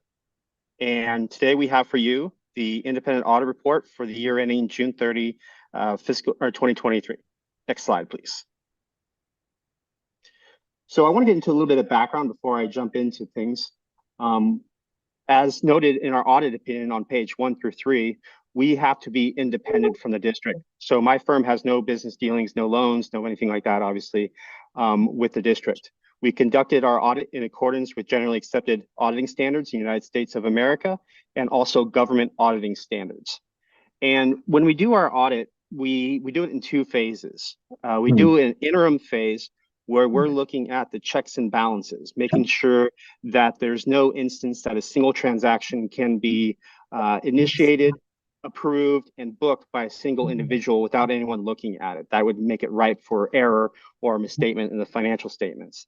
And then once we go through and test, disbursements, journal entries, cash receipts, payroll transactions, once we get an understanding of the internal control bones, then we turn off our interim phase of our brain and we go into final. And that's when we're looking at the year-end balances, your cash, your capital assets, the pension, actuarial reports from CalPERS, the other post-employment benefit actuarials, and we test the balances. And at the very end of the report, we issue what's called a management representation letter saying that management has given us everything in full faith. They're not withholding any information from us. And then that becomes the date of our audit opinion. So just kind of high level. Next slide, please. So a couple of financial highlights on page 13 and 14 is a statement of net position. And you'll see you ended the year ending June 30, 2023 with 22 million in net position. That is a 3.3 million increase from last year. And as discussed earlier about the budget, some of these changes have to do with the pension and OPEB. And we're required under government accounting standards boards to book these in this way. And you can see that your net pension liability increased by 2.3 million from 4.2 to 6.4. And the difference in that is really the net difference projected and actual earnings. And the deferred inflows related to pensions actually decreased by 2.9 million. Next slide, please. Looking at on page 15 of the basic financial statements is the statement of revenue, expenditures, and expenses and change in net position. You can see that your expenses were 4.3 million, and that exceeded your revenues of 7.3 million, and that's a 3.3 increase in net position. Your operating revenue increased just a little bit, 4.6% or 163,000. Operating expenses decreased by 3.7 million, and mostly due to those GASB related. It was a negative 4 million operating expense for that. And then your non-operating increased by 1.2 million or 46%. And a lot of that had to do with an increase in property tax tax revenue, grant proceeds from various grants. Next slide. The other piece of this in your board agenda packet is the memorandum on internal controls and required communication. Now, this is also known as the management letter, and it's my firm's communication to this governing body of things that we found during the audit. And they can be categorized as material weakness, significant deficiency, or other matters. And we had material weakness, we have nothing to report. significant deficiencies. We had one item regarding how the audit trail is being handled for journal entries. We found during our sampling that one journal entry didn't have audit trail of a second reviewer. So like I said, we always want a audit trail where there's some kind of mitigating factor, some kind of supervision or review. So we do have that comment. And then in the other matters are just upcoming government accounting standards boards pronouncements that'll affect the district in the next couple of years. Nothing major like GASB 68 or 75 for the pension or OPEB, nothing like that coming. The second half of this document, the required communication.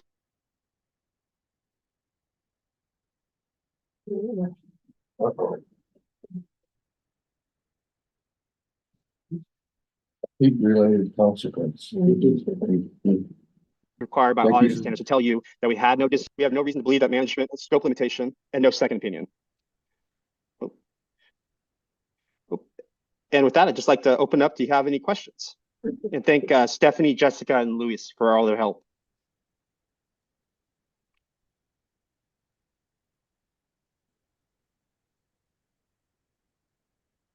I have a question. Mitch? I'd like to refer to page 45, which has comments and contingencies. Item B, what's a log? And basically it states since the new regulations have been added for the requirement for the reduction of cysts by 2 logs, this later requirement is considered to be achieved when treatment requirements for GRs and viruses are being met.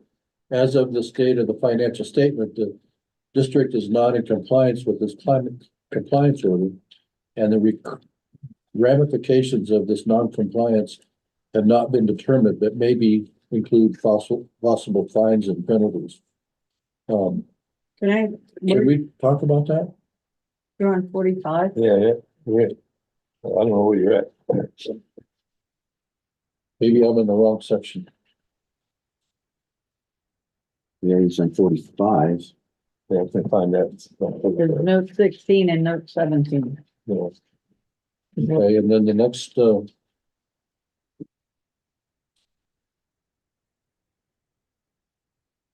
yeah, I have up to pages.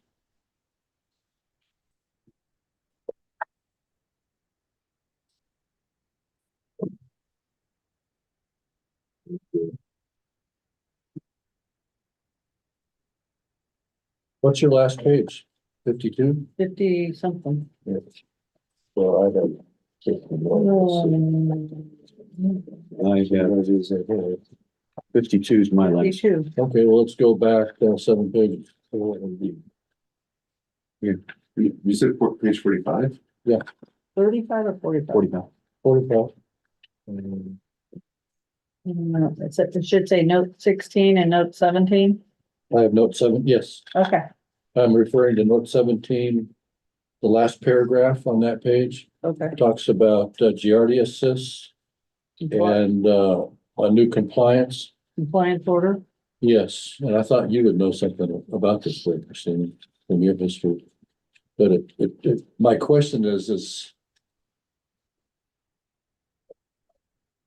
what liabilities or what needs to be changed or potential changes in the treatment system to address the change in this count of Giardia logs?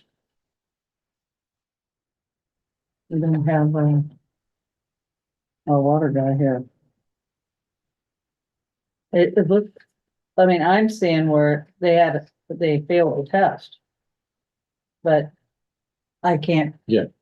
Tell you exactly what that means. Well, that would be an Adam question. Huh?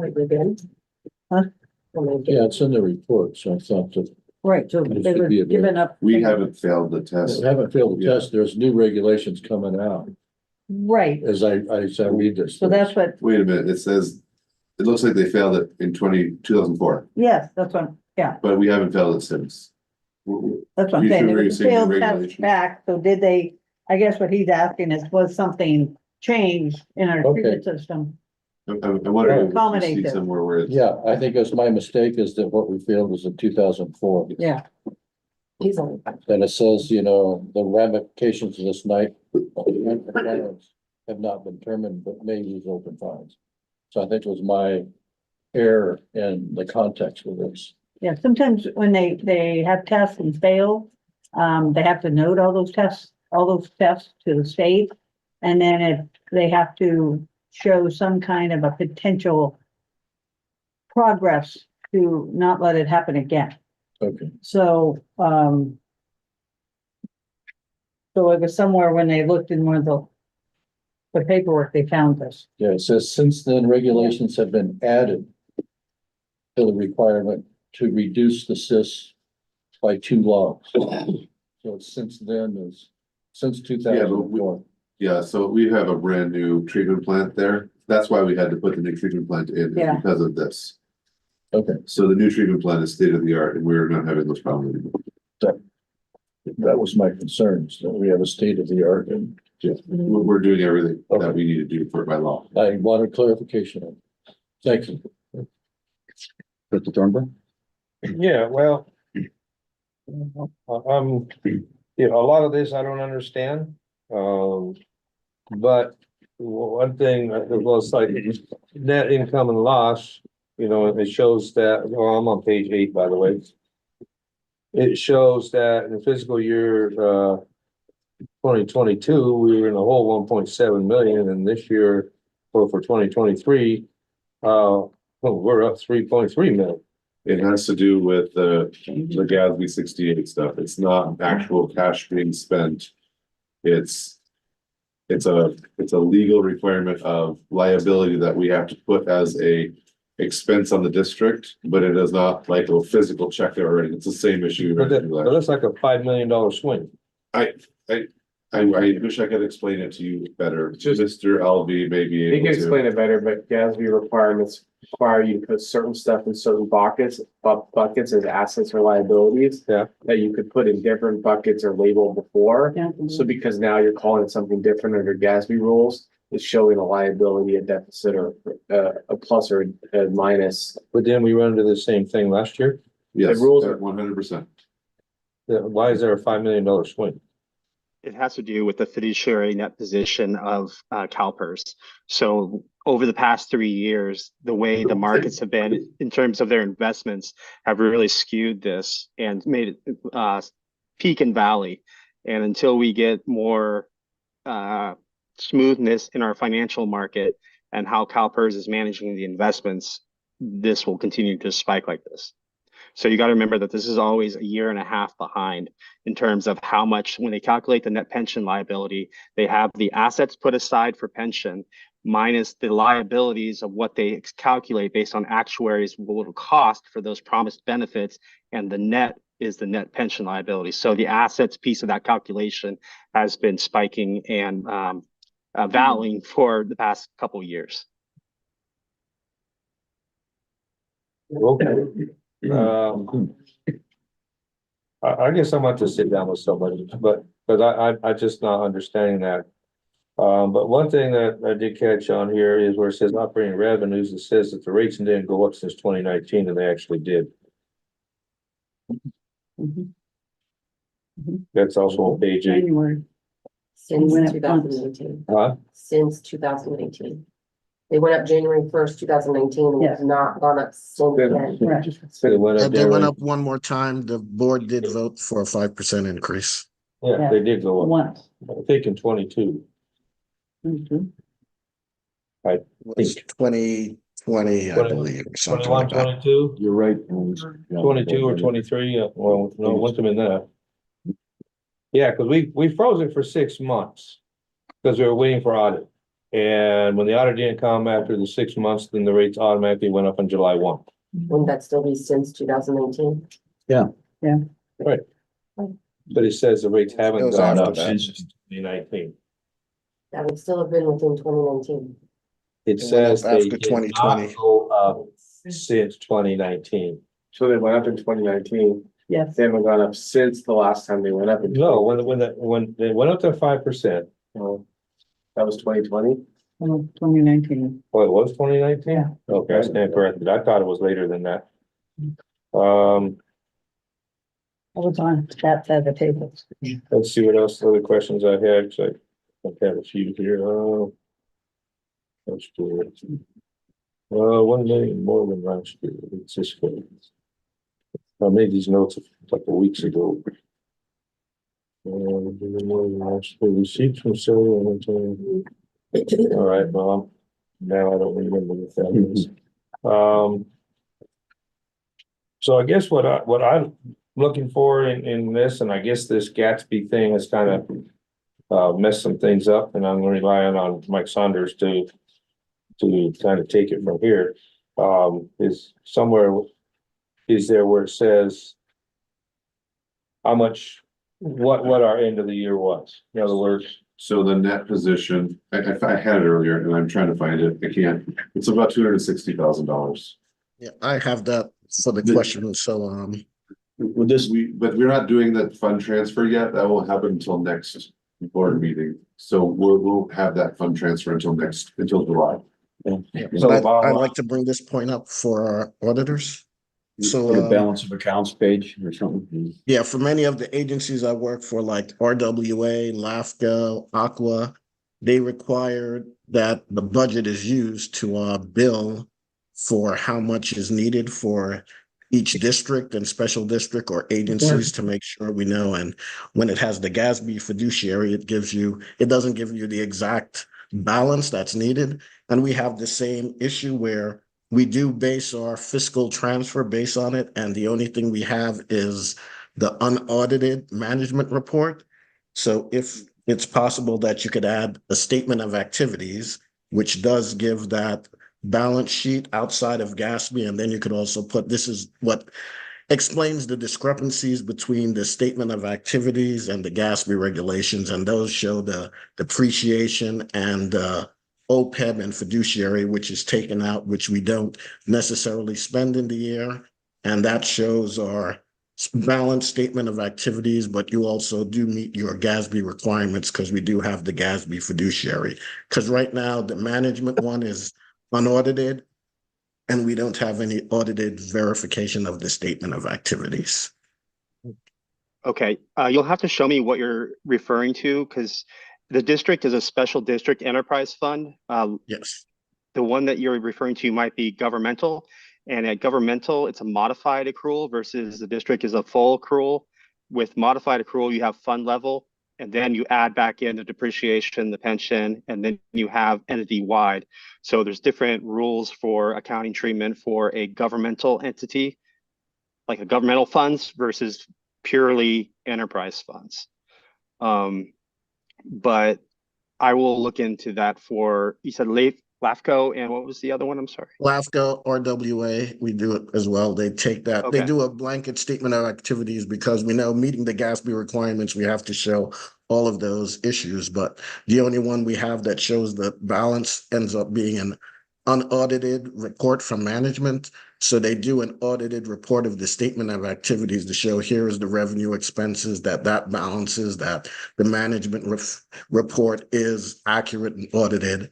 And then they do go ahead and show, but here's the GASB fiduciary accounting balance, and this is what the discrepancies are due to based on the GASB requirements, because some things we don't pay out in cash. So that's what we're asking for. Okay, I will definitely look into that. Yeah. If you, Director Thunberg, if you look on page 16, third line from the bottom is net cash flows. That should be the number that we're looking to transfer. oh, I figured out what my question was on that very page, actually. Where it says net cash flows from non-capital financing activities, it's $1 million more than last year. Where are you looking? Because I'm looking at the very bottom. Right in the center. Right in the center. Where it says for 2022 was 2.6 million. And then it says for 2023, 3.6 million. That's what that note meant. So the difference is grant revenue. And the SMUD payment. Yeah, Well- SMUD payment and the grants, yeah. Well, the grant revenue just says it's $15,000. That's, It's 607, 607. well, that's under surcharge. That's under, yeah. No, it's not. That's 665, 137. Wait, 665. So property taxes is the 2 million. Then surcharges is 665, grant revenue is 567. There's nothing for asset assessment. Then you have receipts from capacity charges, that's like just shy of 20K. SMUD receipts, 241. Grant revenue. Are you following? Yeah, I guess that's grant. Well, revenue. that's, I don't know, this is, It's kind of split. this is off. It's off by about half a line. Yeah, or more. Yeah. Yeah, that's, Get a Okay. piece of paper and you can throw a piece of paper to make your line. I did, but it's half these. let's try that. No, it's half. It's level. I don't know, it doesn't look like it to me. I know, you'll give the person. I haven't, it's just not here. Surcharge, okay, I got my paper aligned crookedly to make See, look this at work. this. Yeah, it's crookedly, it's crookedly. Just go down. Okay, grant revenue, assessment, what's this? So the two that are added are grant revenue and it looks like SMUD and other revenue, 48K is a big one. Alright. SMUD receipts, 200. Yeah, but there's $1 million difference. Yeah, so 567 plus 241, Oh, okay. That's 800. that's, All right. and then plus 40,000 for other revenue. It's eight- I need to put a more serious. Almost curve on 200 this. and almost 200 in sales or your tax. All right.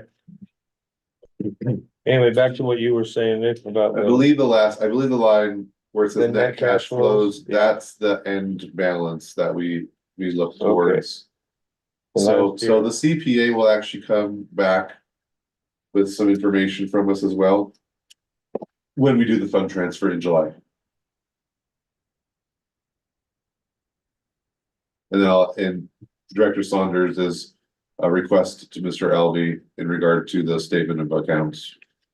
Well, now I have a new question. Now I have a new question. So it shows that we have, for the water part, we have a surplus of 268, Yes, but in the wastewater part, we have a negative of 113. it's because we give a credit back to the wastewater. Wait, what? We give a credit back to all the wastewater customers of $20, $25 or whatever it is. So we charge them. Oh, and then this we is give for that them a credit. overcharge a long time ago? Correct. So the money, the number we can bank on is the 268? I believe so. I'm gonna make sure our CPA confirms that, but that is what my opinion is, yes. Not very good. I agree.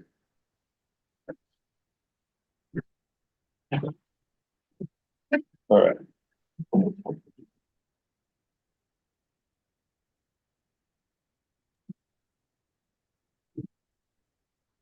Any more questions from the board about the public? I can answer. Page 44. That's OPEB, does show as a liability. I have a question on here. There's interest of total OTEB liability, $220,000. Who is that paid to, or how's that paid? Is that different than? That is actually calculated by the district's actuary as part of the Government Accounting Standards Board Statement 75. That basically, because there's a liability that there should be interest accumulated in that as part of the net OPEB liability. And who do we owe that to? It's not really Return. owed to anyone in particular, just like the net OPEB liability is really not owed to anyone at this point in time, unless for some reason the district completely liquidated. Okay. And then on page, it's where your memo at the end. And then it says, at page 51, and where it says report on internal control over financial reporting, the last paragraph and the last sentence. The schedule and material weaknesses is not included in this report. It's, but it's on, and it says it should be read in It says, which is an integral part of the audit and should be read in conjunction with this report. So it's missing from there. I would have brought this up at the finance committee last month, but the audio was all whacked out. And I couldn't, by the time I got to this, I couldn't bring it up. And then also, but it is on the website. If you go to the website under financial things, the audit, it's included there. So there should be something after page 52. It's about 5 or 6 pages. Okay, I'll have to look into that. Well, I think it's the office didn't include it. Hmm. It's on the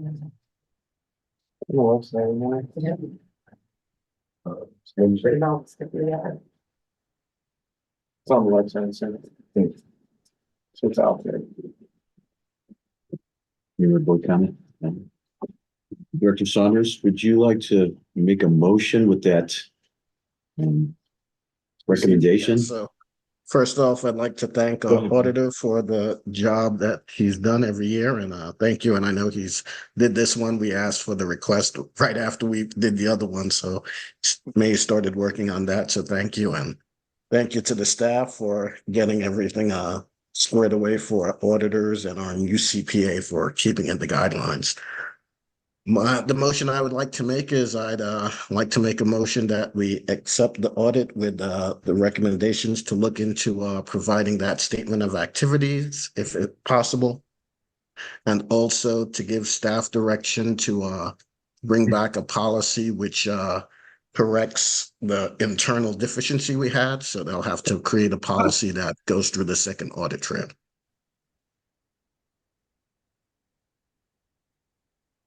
That's my motion. Got that, Elizabeth? Would someone like to second that motion? I'll second that motion. Roll call vote, please, Elizabeth. Only have a second. Need to make, Director Stovall, Aye. Director Saunders, Aye. Treasurer Thornburg. Aye. Vice President Seaman. Aye. And President. Aye. The motion passes 5-0. Unanimously. Thank you. Great, thank you for your time. Yes, thank you very much. Thank you. Next item on the agenda, 8C. Discuss and consider amendments to the investment policy. Yes, thank you. So there's a couple sections that were updated in the investment policy. This was referred to the policy committee, so I'll go over the changes and turn it over to them for any additional comments. Our legal department actually reviewed the investment policy and caught a few things that needed to be updated and changed. It gave a little bit more internal controls for how we create and disperse, not just create and purchase investments. So it takes our office finance manager and puts them in a position where they can initiate, and then I am approving the final transaction. So that is section 5. Section 12 is the safekeeping and custodian. So there was a slight change in language there. And then section 17 is in reporting, stipulated that a quarterly investment report to be delivered. And I believe we changed that to a monthly report that will be given at the board meetings as a consent item.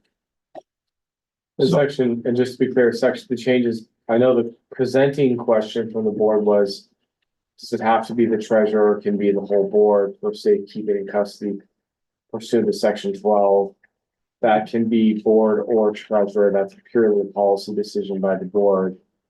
But then as we looked at it, we saw section 5 delegates authority needs to the GM, has to be a financial person, so we changed it to the office finance manager, which is our closest to like the finance director.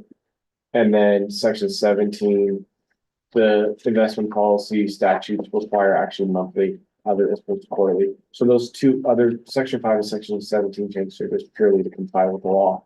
And section 12 it's a policy decision for the board. We want to take a, do you want to keep going, or do you want to take a Comment? Go ahead. No, I'm gonna wait till. Yeah. That's why he's asking if I'm gonna take a pause. What? Pause, you said? I Okay. was asking, do you want to take a quick recess while Oh, yeah. Treasurer Thornborough? This item, he's actually called out in the item. so Yeah. it makes sense to wait for him. Pause, I didn't hear the word pause.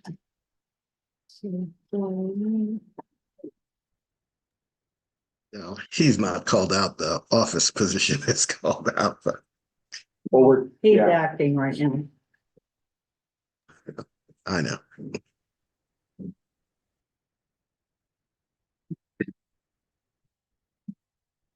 Hey, Michael, is that a actual background or No, that's Yosemite. So I could switch it so you can see the actual background. I was really impressed with how you're able to set up. But I know that you put in different backgrounds on different occasions, so.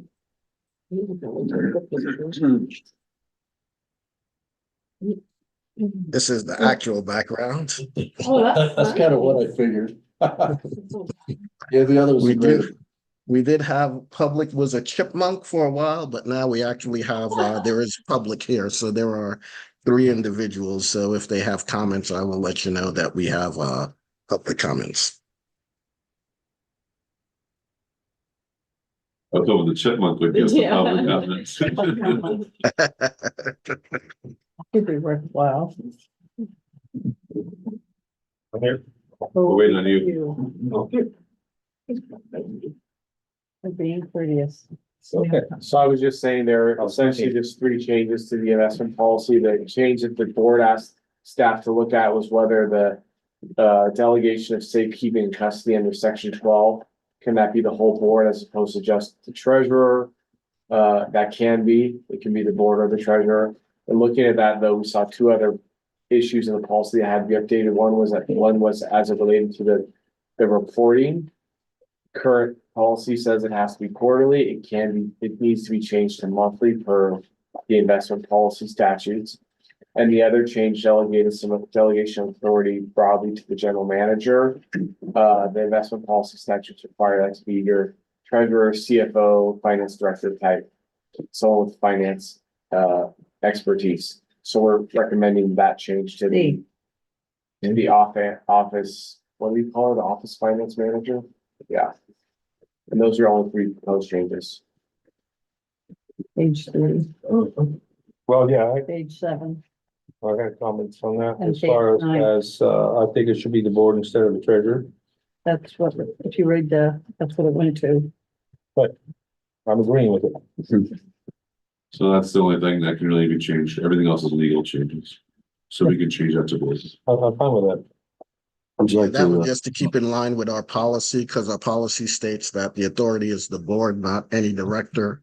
So the board can come up with a policy, and then if a individual has to do it, we can authorize the treasurer to take the board action. Right. I got it. if we're all in agreement with that, I'd like to open it up to public. I have a check. Oh, Yeah, comment. I like that too. On page 3 at the bottom, it talks about delegation of authority.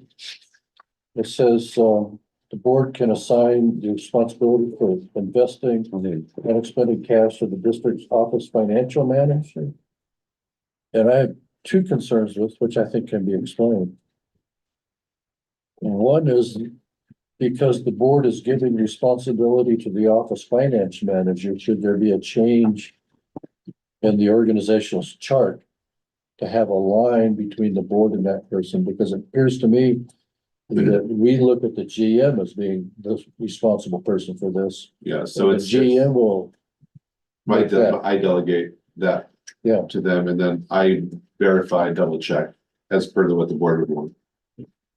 Are you saying, should we change the org chart because of this? that's how I read this, is it says the This board is- assigns the responsibility for investing to the district's office financial manager. Yeah, I would that's say it just needs for, to be, that's just for purposes of this investment policy. Because of state law that basically says, listen, the person that's responsible for investing, making financial investments has to be somebody with financial acumen. That lists specific titles. So I wouldn't change the org chart. I wouldn't think about our organizational structure any differently. We just have to comply with state law that says essentially. And the way the board would do that is in an open meeting, there would be investment policy update report. And the board would direct the office finance manager to do A, B, and C. And it still is verified by me, so there's still a That's- check and balance. That's. Yeah, I would say what- we would direct the general manager to do it and the general manager would send it to the office manager because we don't give anything directly to our office manager. And if there's an issue, then it's the GM that's responsible for that. Well, the GM's gonna be responsible regardless. I So, agree. yeah, so the GM's gonna be responsible regardless. I think the issue is under the state statute, it has to be someone with finance acumen. Right, the person that's responsible for making financial investment decisions has to be a CFO, treasurer, finance director type. And so for purposes of board general manager relations, don't look at this as you're going past the GM to do this. Just look at it as the board, if they want to provide direction to somebody who has that acumen, they have to provide it to that person, not to the GM, because the GM is not the person that knows how to do that stuff. This is the theory of the state statute. So I would just say the GM will still be responsible. Okay. If the office manager goes out and invests in some Madoff shares, I wasn't gonna say that. the general manager would still be responsible because that is still his employee Yes, for purposes of holding accountable. It doesn't change any of that. okay. It just says that that person is the one that has to actually make those. They make the actual transactions. Yeah, But I still approve them. and he still would be responsible if a bunch of district money got lost in some kind of Ponzi scheme. That's the clarity I was looking Yeah. for, because as I read this, No, it doesn't undo that okay, chain of command. all right. Thank you. Director Seaman. How does that work with that investment company that we have that's actually making the recommendations on who and what we do? So they can't make any transactions. They are not legally allowed to make transactions. All they can do is make recommendations. We have to approve the transaction, and then we have a third party who does the buying. Okay, Time Value Investments does our buying. Right. The Optimum makes a recommendation. Time Value Investments does the buying. Jessica and myself do the approving. Open it up to public comment. Yeah, number 17 in the reporting. So you're gonna go monthly now. What I noticed in the last report, we didn't get the amount of interest or what the old thing. $235,000 is what interest we've generated in the last. No, I mean, 9 when months. each individual investment is made, and it says you're gonna report it monthly. We got what the new price and interest was going to be, but we didn't know what we earned on that particular one that matured. So can that be put in the report, so you know rates are going down, or so you know, compare the old to the new? Rates are going up.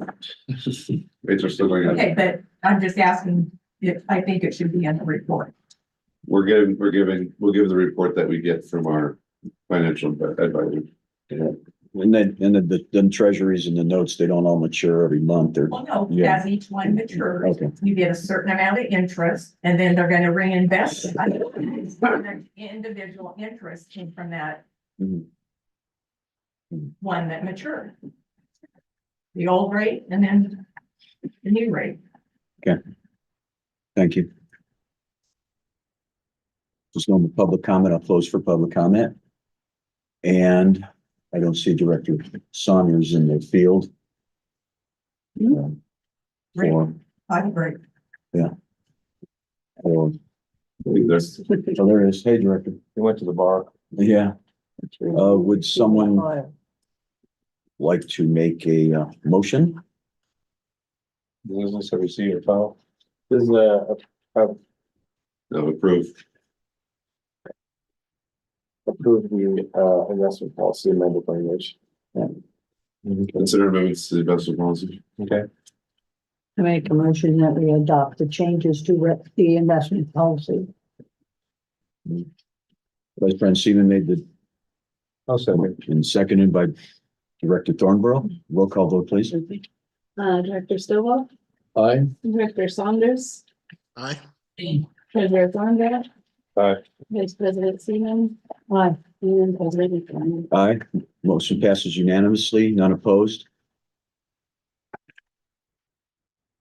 Agenda item 8D, approval of second amendment to employment agreement for the GM. I'll turn this over. Yeah, this item is a simple amendment. Basically changes section 3.10 of the agreement, which, there's no new language in section 3.10 other than the fact that it allows, in lieu of receiving a district issued cell phone, allows the general manager at his option to receive a $60 stipend in lieu of that. The cost of the district providing issued cell phone on a monthly basis is $54.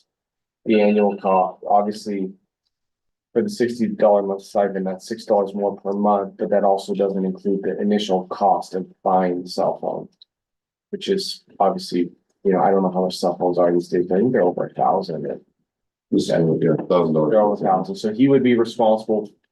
You pay $6 more a month, I guess, on a monthly basis, but you save a lot more money without having to purchase a district issued cell phone for the employee.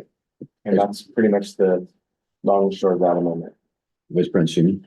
We had this discussion a month or so ago and we were.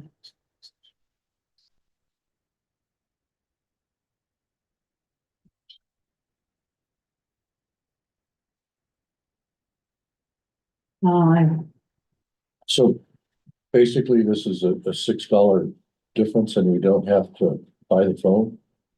Yes, And we already have the phone. And the phone that he has, the phone is- currently, I think he's gonna give it to another employee. oh, so we're saving Mhm. the money of getting another phone. Yeah. That is correct.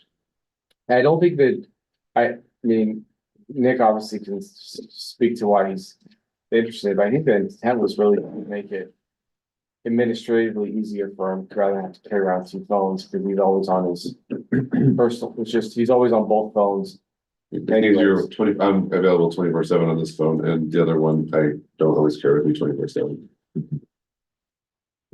Probably shouldn't admit that. You guys always call me on my personal phone Yeah, anyway, if you really needed to find me, so. I don't even think I know your district cell phone number. Makes sense to me. Can I have a motion then? Yeah. Oh, wait, public comment. Go ahead, Sri. Okay, my concerns are security and PRA.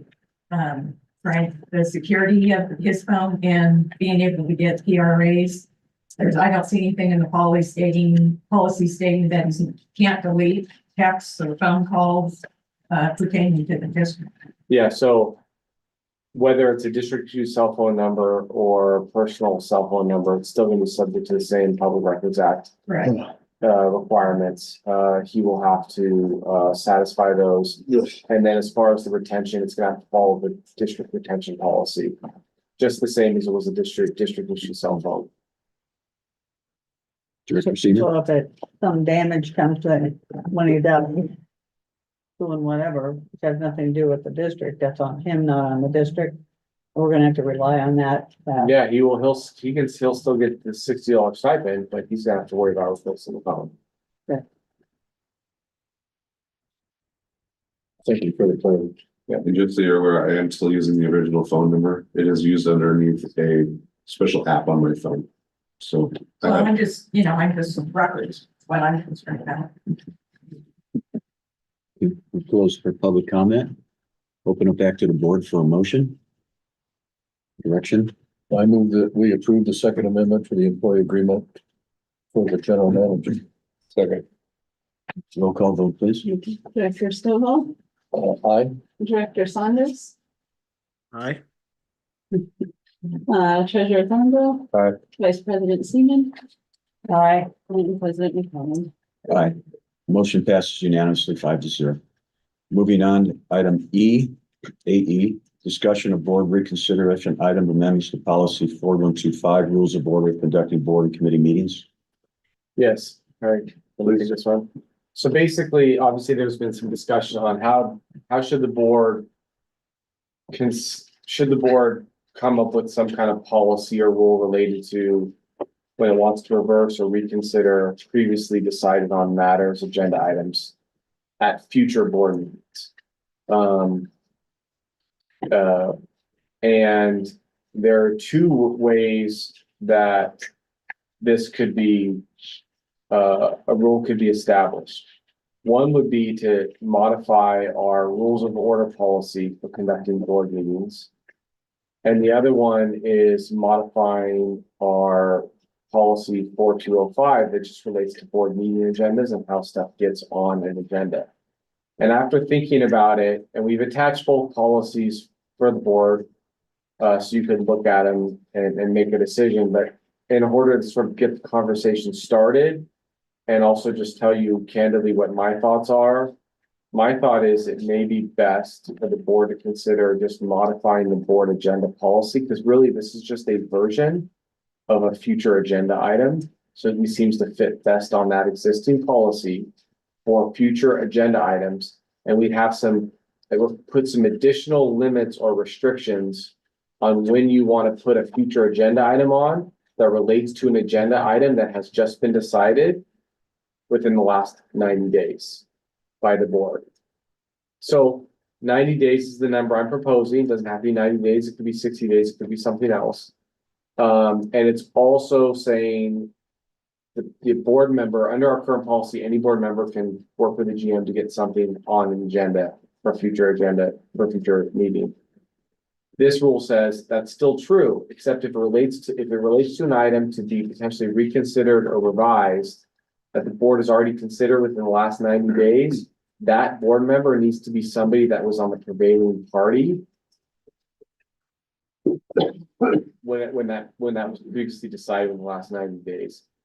And it also stipulates that, except it will not apply if there's a change in the board at all. So if there's one new board member, either reappointment or election, in that intervening time, that limitation won't come into effect. So that's essentially the change. Director Thornburg.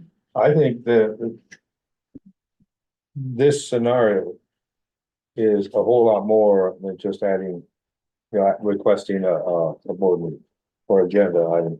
I think this should not be just added to the policy it's there already. I think this should be a whole separate thing all on its own.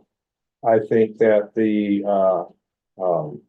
because, well, there's a couple of reasons, but you got in there 90 days, that will be, the decision had to be made in the last 90 days, for one. So if, say, 80 days, you discover, oh, well, this is wrong, we need to redo this, and then you follow this, and there could be another 90 days, this might be a time-sensitive thing. You know, and so I think that this should have its own section. I think that there should be some additional requirements, like, for example, new evidence has been discovered. I don't think it should be a situation where, you know, somebody says, well, I think I just changed my mind. Okay, I don't think that's, this needs a lot of work. Okay, so I'm happy to do whatever the board wants to do. But if we start to put in good cause factors, which is essentially what you're describing, whether there's new evidence, excusable neglect, which is just another way of saying, like, I should have noticed, but I didn't notice, but I have good reasons why I didn't notice that thing, because there could be various factors, new evidence, excusable neglect, some things like that. The problem with that language is who's the arbiter of those standards. So the bad and good thing about the language I proposed is it's a bright line. It takes away all the fuzzy out of it, because it's 90 days. Were you in the prevailing party or not? And then those are pretty concrete black and white factors to decide. The problem is you're going to put your general manager in the position of deciding whether what that board member wants to do, if they legitimately had. You just said something that contradicts this. You said whether you're in the prevailing party or not. This Yeah, says that's not what the case is here, correct? No, yeah, but what I'm saying is it's easy to decide whether you were in the prevailing party or not, because we have a clear record of whose results were. That's all I'm saying. It's clear, it's easy to know whether you were in the prevailing party. It's easy to know whether that decision has been made in the last 90 days. And so I appreciate what you're saying, don't get me wrong. And again, this is a policy decision, I'll do whatever the board wants. My concern, though, at a practical level, is let's assume one board member has a change in heart on a very controversial issue. And that board member goes to the GM, and we have these factors, these fuzzy factors, and they will never be better than fuzzy factors, just because The variety of possible. the variety of possible solutions. You're gonna put the GM, whoever that is, in the unenviable position of trying to call balls and strikes on, well, was that reasonable enough?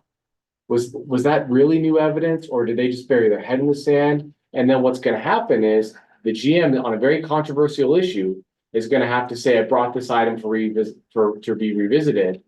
And the other board members may be very upset and say, listen, you should not have found A, B, or C in favor of that board of directors. So I'm trying to make something that is simple and administratively cleaner and takes away that burden on not just we could make that decision, make the board members be the arbiter, but if then you make the board members be the arbiter, you have to have a meeting just to decide whether you can have a discussion on it.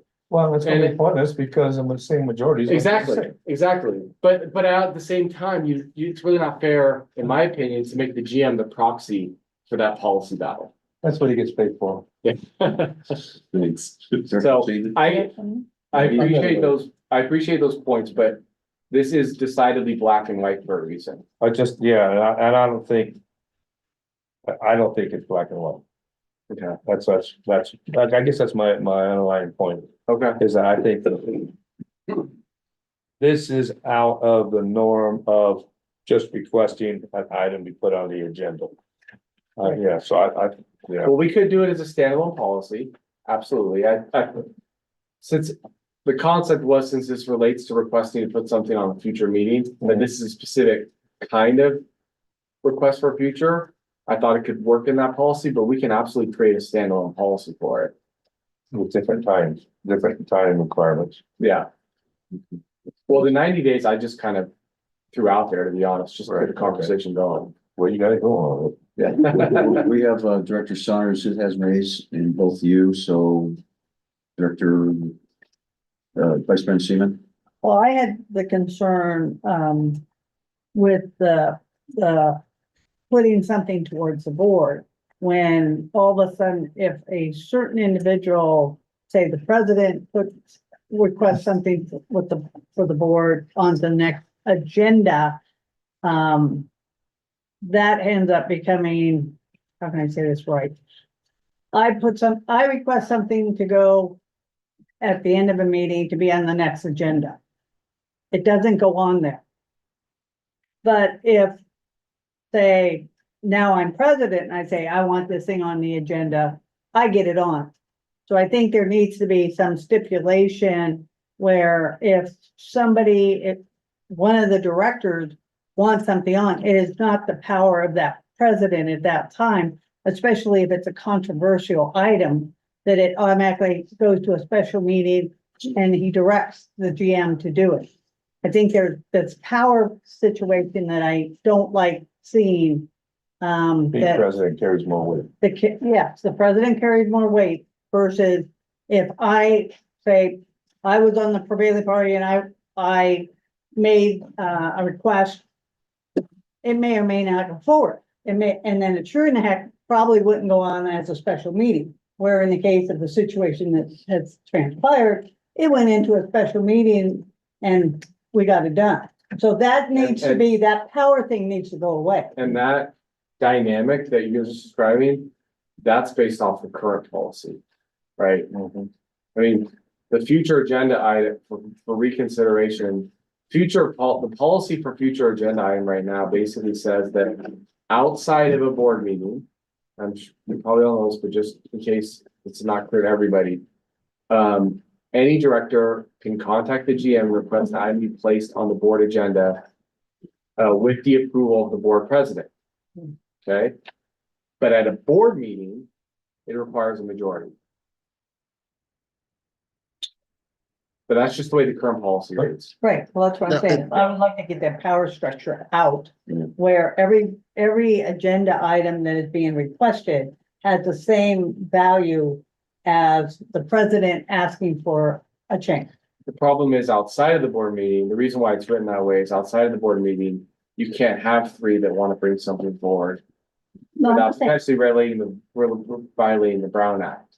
So I'm maybe not what, saying three, I'm saying one person. If I was the one of the prevailing party that wanted to have a change, I would then have to go to say Mitch, who may be on the other side, and it may not go forward because now Mitch was on the prevailing side and he's directing the GM not to put Yeah. it forward. so we could make it so You that, see what I mean? I see what you're saying. We Okay, could make it that for future agenda item requests as it relates to reconsidering previous items, yes, that, outside of a board meeting, any director can request it if they were in the prevailing party, for example. You don't have to get concurrence of the board president. I just wanted to say for the record, in 19 months, I've never put anything on the agenda except for this one item we're talking about. So it's not like, because we all know what we're talking about here. Right. So in 19 months, that was the only one I've exerted my authority, if you will. So I just wanted to state that. Director Let's go with, Saunders? Yeah. Okay, Director Saunders.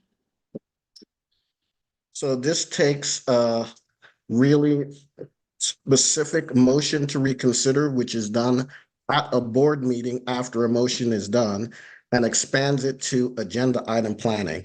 So I agree if we want to have an issue where there is a request to reconsider to reverse, you want to have a day requirement, but what this does now is it goes against the Brown Act, and it means that you have to be in the prevailing majority if you want to bring up a different decision. So I got deer and squirrel and rabbits running behind me there. So when I had something that I had to bring back to reverse, it was a 1-4 board, and it would never come forward with this law, this new policy that's in here. So To be clear, I do not think, well, let me finish here. Thank you. Right. I do not think we should have any agenda policy that reduces the amount of any board member to make a decision. When you put prevailing majority, that means 2 people cannot make a request, period. That's what it says. That goes against the Brown Act. People may not like something to come back, but that's the way it is. That's what every director has the ability to do it. The other thing is 90 days, we can have to put in specific language there, because if something has to be brought back for a state mandate or a legal change or an agency change or a fine, that's a time-sensitive issue. And for us to hamstring ourselves with a time requirement is problematic. So I would not put the two together with the request for meeting agenda. As Director Thornborough said, this will probably should be a special policy if you're worried about reversing board decisions, but this occurs all the time. Sometimes it was in someone else's unfavor when we had the finance committee was disbanded, then we would not have the ability to bring this back either. So you have to think about what decisions you want to bring back and how they are done. And that's why the Brown Act gives us that leverage. So that's my sense on this. Thank you. may I just briefly respond to that? The language that I drafted says a director in the prevailing majority. I didn't say the prevailing majority has to request it. That would be a Brown Act violation. So all I was trying to say was, I was trying to channel the spirit and intent of motions for reconsideration, which this is not, but I was trying to channel the spirit and intent of that. And just to require somebody that was in the, just one person that was in the prevailing majority had to request that an item that was just decided within the last 90 days to be reconsidered. That was the only intent. I just want to clarify that. And that was the reason why we changed this policy before, because when I could not get anything on the agenda, then I had to go to someone who was in the majority or someone who was favored and say, hey, Dave, can you ask the president to put this on the agenda for me? That shouldn't be the way it goes. So that's my feelings on it. Director Stovall. I have several issues I'd like to bring up, and I think maybe the thing to do is to discuss each one as I bring it on. Is that it's been addressed, if a decision is made and new information comes that affects that decision, specifically if there's litigation that may result in this, that there has to be the opportunity, even though the president may not agree, to have this item come up and talked about.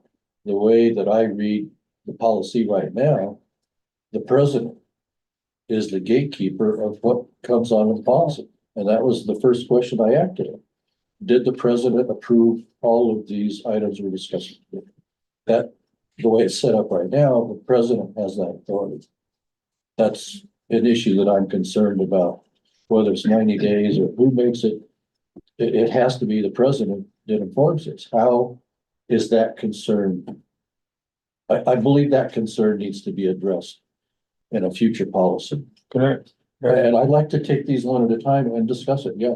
Yeah, well, one thing that what Frank said, that I don't think we've ever done, it says that when a board member makes a request for an item on the agenda. Yeah. That it has to be voted on by the rest of the board on whether or not that's gonna get on there or not. That, I didn't understand that ever to be the situation. No, Usually it can be done by consensus. no, because we never did, because if you go, Yeah, the we, if you go to the end of the agenda, it says any, how many agenda go? Possible, nope. What we move up now? Board member requests for additions to future meeting agenda, and all we ever did was say, we'd like this on the agenda. Yeah, there was never a consensus or anything done. yeah, well, then we technically haven't been following the policy. Okay, we can fix that. And as the policy is written right now, the president has to approve that. Well, no. Policy says two different things right now. As it relates to request for a future agenda item outside of a board meeting, any director can request it of the GM, any director, with concurrence of the board president. With the concurrence. With the concurrence of the board president. That's the. That's outside of a board meeting. With inside a board meeting, when we get to that item on future agenda items, any director can make a request for a future agenda item, but it still requires agreement by a majority of the board. That can be a Yeah, formal vote. I thought we took out that language, so I'm gonna have to look at the last one we did, because I think we took out that language, but I'll check and see. If you look at the language that was provided to us. If I recall, it says the board president has to approve. Yeah. It does. And it doesn't give a constraint whether that request for that item was at a board meeting or out of the board meeting. No, it distinguishes it between A and B. Yeah. And it says Oh, that's the it. board president is the only one that can approve something moving forward. So for, yeah, So I guess that's what needs to be changed. And that's my concern, and I'll address that. well, it sounds like this policy, the first thing to do is actually just tweak the policy, existing policy, because it sounds like there's confusion over what it says versus what people thought it said. So maybe tweak this policy, and then we can look at if the board has any interest in a policy related to reconsideration for future agenda items. Because I'm getting a lot of questions, obviously I haven't been here. So I assumed everyone was familiar with these policies, but it sounds like is either A, we're not familiar with it, or B, we don't like it. And if that's the case, then yeah, and this policy itself probably needs to be looked at before we even talk about a separate policy for reconsidering for future agenda items when we're reconsidering something. Sounds like the base policy has a lot of issues, or at least areas for discussion. We spent a lot of time on this policy, so I want to make sure that this reflects the last one we did, because there were several policies, and I know we put in the whole 3-day rule, and there was some other stuff, so I want to make sure that this reflects all the changes. So I think we may have to bring back this policy to look at in a whole to make sure it's the last ones we patched, because we were in iterations where, as we said, we didn't have there wasn't a consistent board secretary at the time, and a lot of those decisions didn't get recorded, so we may have to go back and make sure this is the clean one we finished. We didn't, actually, we didn't have a clean one. It didn't come to last meeting like it was supposed to. This is the one that the additional information was added to that now is coming forward. Because it was supposed to have been at the last meeting, and that would have been our last, policy moving forward. We were just asking for the discussion. We didn't have the agenda brought for, there was no request for the agenda request, so. This is to look Another at this issue is- policy specifically. Next, go ahead. Given, I'm sorry to say this, but given the propensity of the voters of the district to change a board consistently, if I recall, there's been one board member that's been reelected for 2 terms. And the authority of the board to look at this, and you mentioned 90 days is just an arbitrary number. Let's say that 3 members of the board, when they become a lame duck, that is after the election and 3 board members have been voted out, then those 3 board members as a majority can pass a policy and say, okay, well, this decision can't be changed for not 90 days, but for 6 months. So there is a legacy of that policy to be carried forth into a new board. I mean, if we could make this decision about, well, this decision doesn't count for 90 days, it gives a future board the ability to change that to 120 days or whatever. That's a concern of mine, not of the authority of the board going into the future. I don't think there's anything to do about that. That has to do with the 90 days. If a future board goes in and is going out of election and says, we want to change that, and that can't be changed for 6 months. What can the new board do to change that? Especially if they take out that last line, where if a new board member comes in. Because right now, I agree with you. The last line says, unless there's a change of the board or a new board member comes on. If that last line is taken out, then that's my concern. Any comment on that? I think that, this goes with what I was saying, is that this needs to be a separate, Yeah. you know, a whole separate thing. But as far as from my understanding what you're saying, I mean, the new board comes in, they can pretty much do whatever they want. They can rewrite the policy if they want. You know, just like we've done with policies, they can go and do the same thing. So I don't know that there's any way to prevent what you're talking about. Legal input on that, a new board? No, can I mean- disregard a policy and 100%, they can change the policy as soon as they come in. as soon as they Did you come in. figure we lost the finance committee on one board and brought back the finance committee on another board? That's kind of and I use this term, as a term of art, that's kind of the genius of elections. And again, not being like necessarily, I just mean that's the entire point, is for future councils or boards to be able to change anything on a dime. Okay. And that was my finance committee was the example. Another concern of mine is that, basically the public may not be fully informed within a 72-hour window of a policy or something coming in. And I think as a minority member, they may want to have a public opinion presented to the board on a policy like that. And that it negates, I think, a long term of the public to come in. And one of our concepts all through the agency is transparency. And I think within the 72 hours, if the public doesn't get the chance to make an opinion on this, even if it's a minority member, I think it's appropriate for this board to serve the public. We're public servants, and to get that opinion here. Now, if the board wants to vote the same way, I'm not suggesting, but what I'm suggesting is that we need to have a window for more transparency and public input.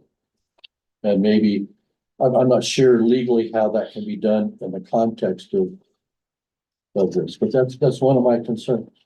Yeah, well, please. When if the public, well, I don't want to interrupt you, somebody else had. Yeah, no, I want to go through these one at a time and discuss. Okay, if the public has a concern, if I understand what you're saying correctly, if the public has a concern on a policy or something like that, then they could come and express their concern and during the public forum Yeah, they can. that doesn't have that on the agenda. So they could come, like say it was on the agenda last month and somebody comes in and whatever action was taken, and then that's member of the public could come in and say, last month. Yeah. You guys did this. So I think that's pretty much the only avenue that they would have. Other than they do have the opportunity to discuss and comment on it during that item at the meeting. Yeah. So, I agree with you. And what I'm throwing out is that it gives more of a discussion by having that issue brought up again.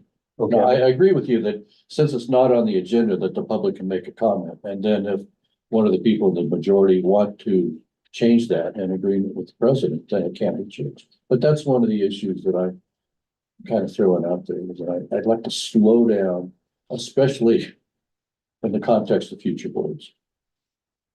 Next item. The final one has to do with,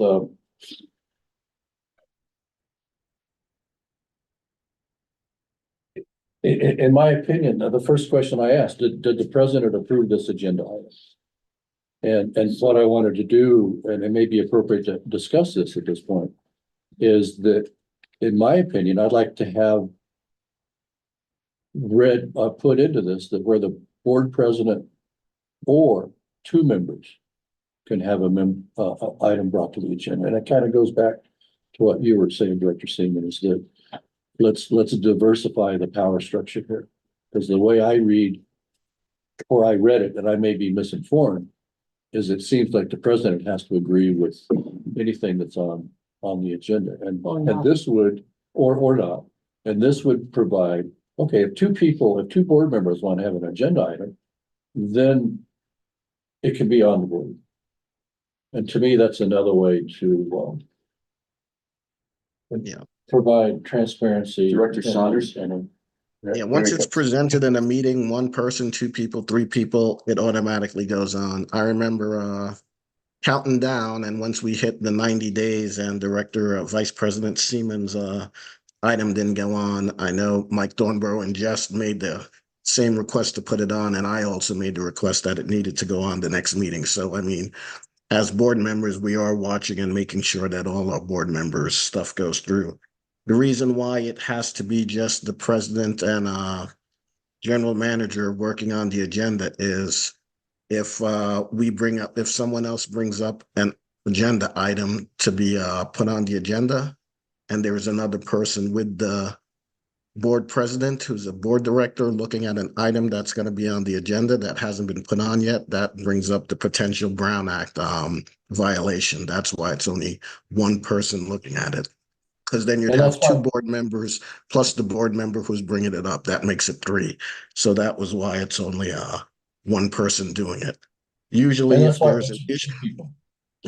there's an issue where someone sent a letter to the president and it didn't go on, the next recourse is you can bring it up at the public meeting to make sure it goes on.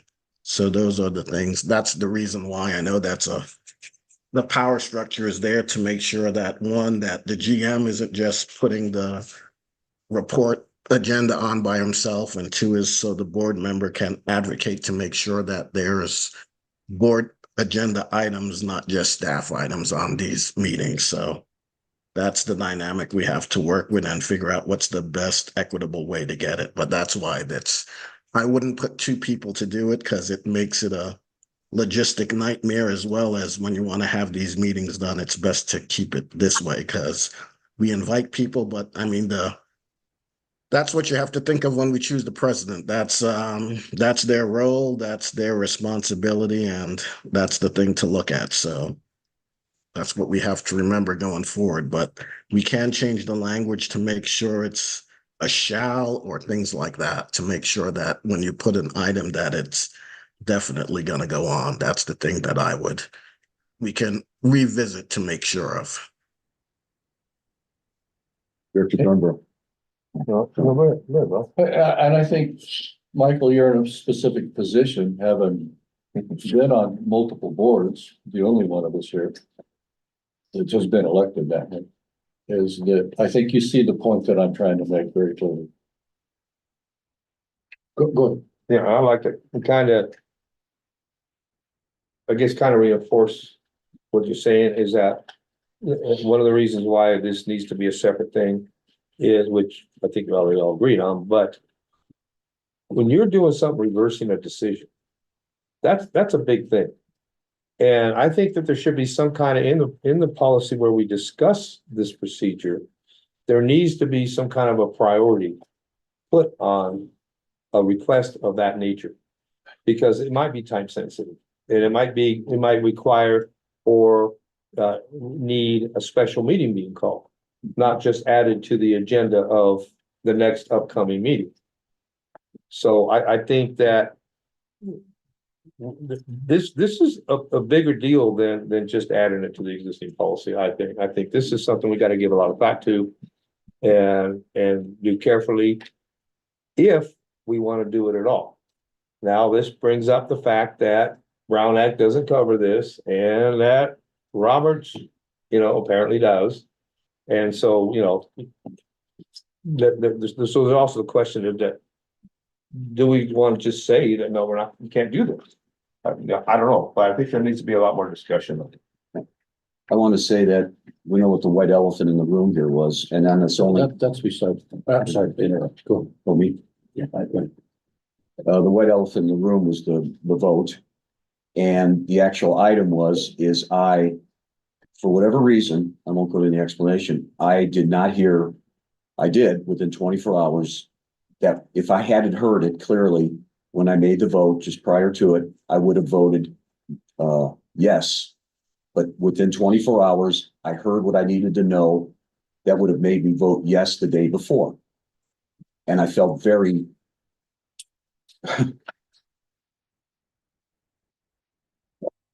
upset, to say the least. And it was within 24 hours, and I regretted deeply that decision. I was fully intent on voting yes going into the meeting, but I was missing a piece of information. For whatever reason it was, I did not hear. I didn't get that information I needed to hear. Okay. I got it within 24 hours. We were going on and continuing in the MOU process.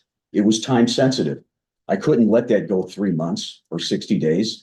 I had to talk about it then and now, and I got that on the agenda for a special meeting. That was the only time in 19 months that I put anything on the agenda.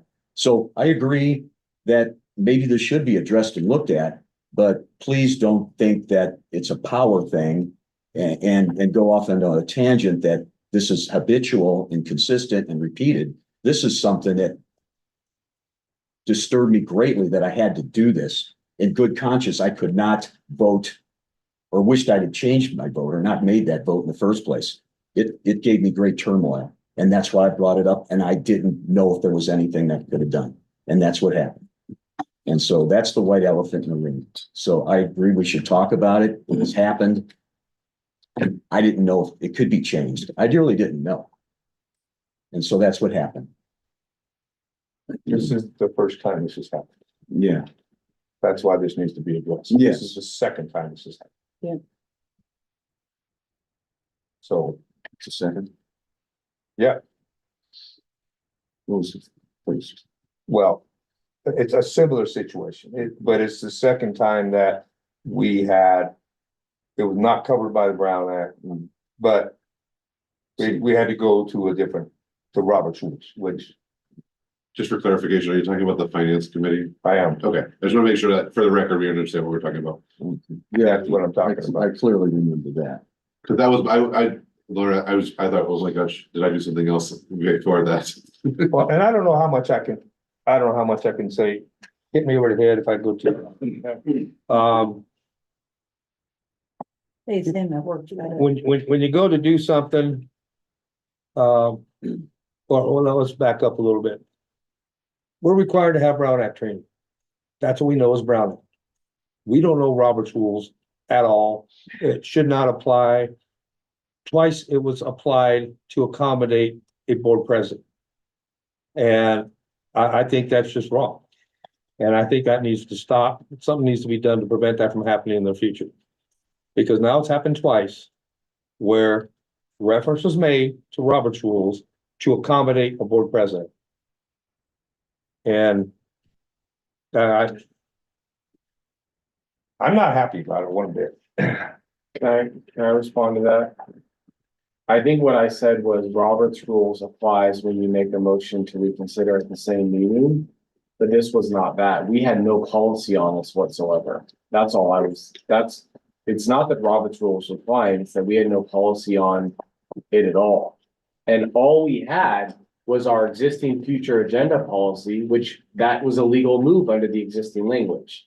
So the question was, do you, in light of what happened, do you want to add something to the policies to deal with this particular issue?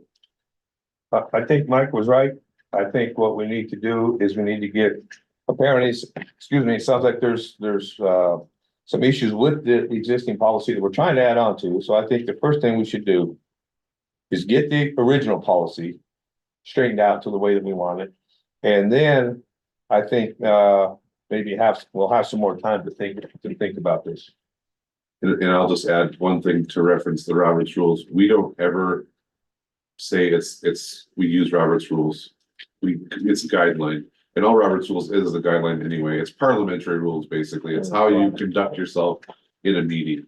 So it hasn't ever been used. Actually, I'm just clarifying, we haven't used Robert's rules to make any votes. Both times we were told by our legal counsel that Robert's rules allows it. That's not what he's saying, though. No, I'm talking about at the time. Oh, you're talking about, that's Previous. we have a better legal counsel now, so let's go with our opinion over here. Right. So, but I think this instance, it's not necessarily saying that Robert's rules allows it, only if it was the same meeting. So in that first meeting, there was a vote.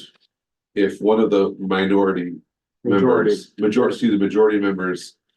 no, There has to be a majority. majority members changes their mind and says, hey, I had a headache and I had a brain fart and yada, yada, yada. They can make a change in the meeting itself. But to make a separate second, totally different meeting, it's not Robert's rules. You're still working on the Brown Act at that point. That's what we're trying to say. It's only when it pertains to that one main board meeting, if there was a change of heart in that one main board meeting would have been the Robert's rules point. Well, this is gonna get snicky, but the bottom, what I am a little concerned about is that I don't like I'm on the minority and I don't like, the way it went, so I pull, somebody aside on the majority and feed them information to get their mind changed and then they move it forward. Are you implying that's what happened here? I'm just We'll making clarify. a statement. Clarify, please. That's what I'm just making a statement. A hypothetical situation. If one had a chat with somebody else and they thought can spot, I mean, that to me is a real concern because we should be all independent thinkers on what we're doing here. And I've lost some faith here in our system. And that's why this has been such a problem and we need to get it fixed. I would agree with Director Thornburgh that in my opinion, we should reactivate the ad hoc policy committee and give this some time to look at this and come up with some solutions. To me, it's not. We still have the Something- policy committee until July, so we still could do. Oh, okay, I thought because I would like to see this go through the policy committee as well. So You can refer it back I to the policy. think, I think the first thing is, as we said, get that agenda policy straightened out the way we want it. And then, at the same time, we'll look at how we're gonna do, the policy that deals with reconsiderations of previous actions. So I think it's two policies that need to be, come through. I agree. Do we need to direct the policy committee to get on it? yeah, I'm not sure what to do now. I think by consensus, you can refer to committee to do those things. All right. I'm seeing, I thought I saw several heads nod. Public comment. Okay. I think, you know, because the board president does have extra powers than the rest of the board, but any of the three that voted positive, I think they should have new evidence and report that evidence out before the other members revote with that limit. And that did happen. I didn't hear anything new. No, okay. You might have did it in closed session, but it was not in public. There was nothing new. I think there should be it would have to be a change. Plus, I like the 90 days. 90 days on which end? Well, on the reconsideration. It has to be done before 90 days. Yeah, and then Well, unless it's an emergency or legislative or something that you have to do. the 90 days, well, it doesn't matter because you're gonna relook at the policy. Yeah. My goal was to get a conversation going. I think that's mission's been accomplished and now it needs to be referred to the policymakers to make a policy. Thank you for that. You definitely got the ball rolling down. You started a conversation, all right. Yeah. Wow. So do you have the direction? Okay, Item 8F, discussion of policy 4030, board compensation and expense reimbursement and travel allowance. So this was brought up also at the policy committee, and there was some inconsistencies that were discussed. I'm going to open it up again for this one to the policy committee and to the board for discussion. I don't have much to add on this one.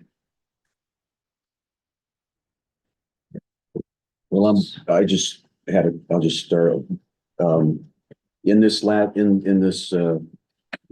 last section here, 4030.402, the last conference we went to, for instance, I drove 42 miles and I was eligible for reimbursement. And Michael Saunders drove 39 miles and he wouldn't be for the same conference. So I don't think that should be the criteria, the 40-mile rule for that reimbursement. Just throwing that out there. Go ahead, Director Stovall. Is there a reason why the 40-mile from the primary residence is in blue? I mean, is that? It's a change. Those are just red line change. Red line change. So it should be underlined, because when I look at the existing policy, it's not in there. Yeah, so the original policy stated anything outside of the county.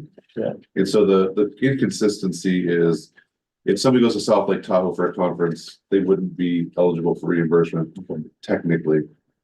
Also, if someone went to Auburn, which is 4 miles away from some people's houses, they could be eligible for reimbursement. So we were trying to find some sort of a middle ground for those kind of caveats. So the 40 miles from primary residence should be underlined. The correct usage of that was. Right, I just didn't understand, because I didn't, Okay, the blue is all added. okay, all right. Director Saunders? It's a red line, but it's a blue line. Director Saunders? Yeah, so we are elected officials. We don't fall under the same rules as staff. And when we're going to a conference for the district, we should be eligible for reimbursement. It's an aqua conference, it's a CSDA conference. And those are usually the only ones that people ask for reimbursement for. You can see from my board report, there's a whole lot of things I go to on behalf of the district.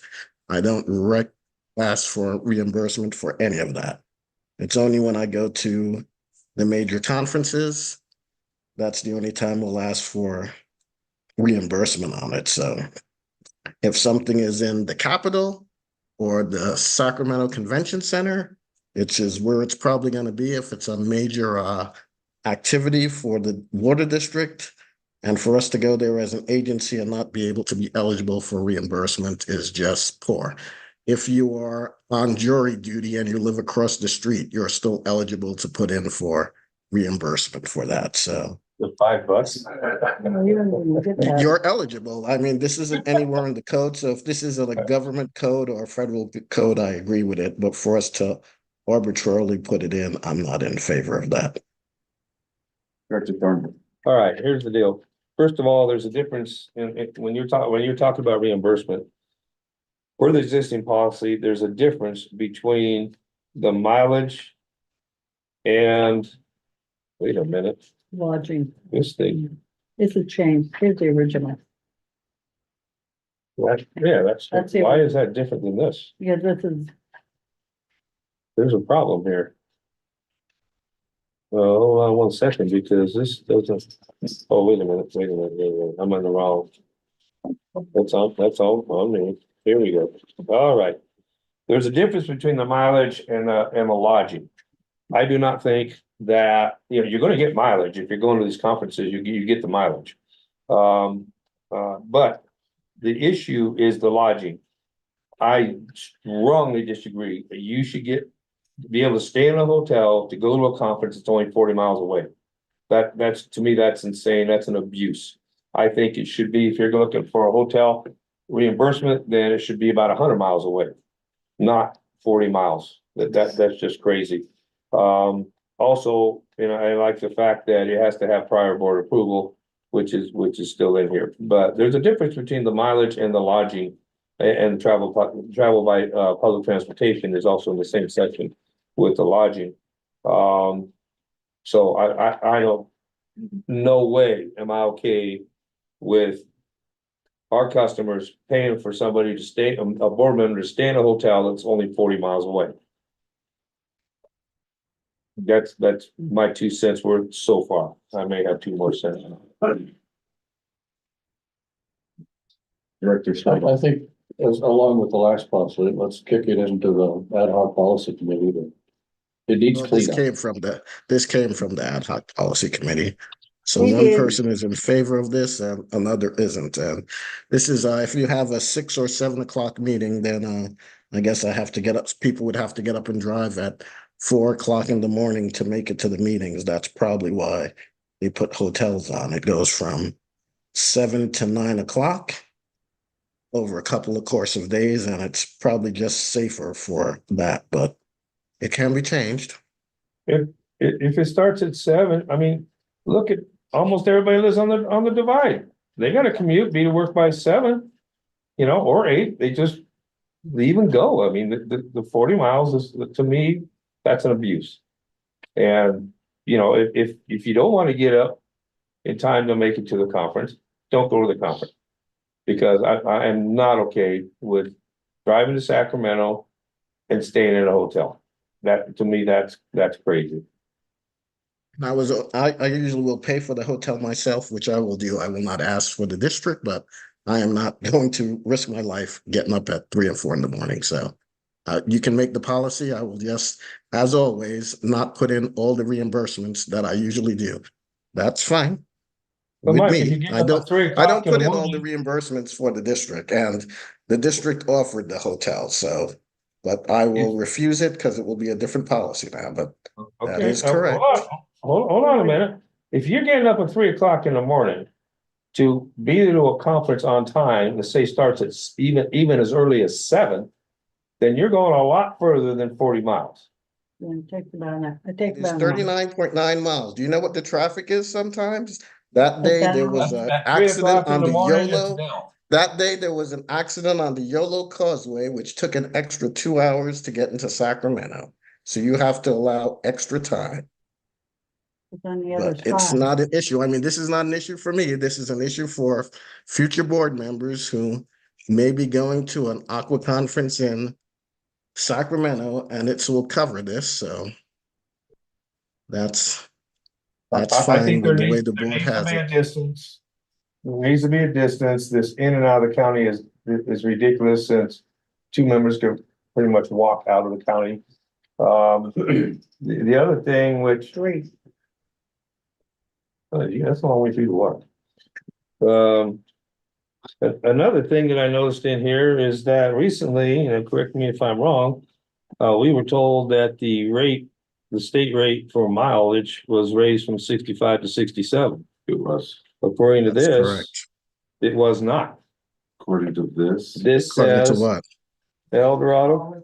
Whoops, it says, where'd it go? No, I think it was in the written part.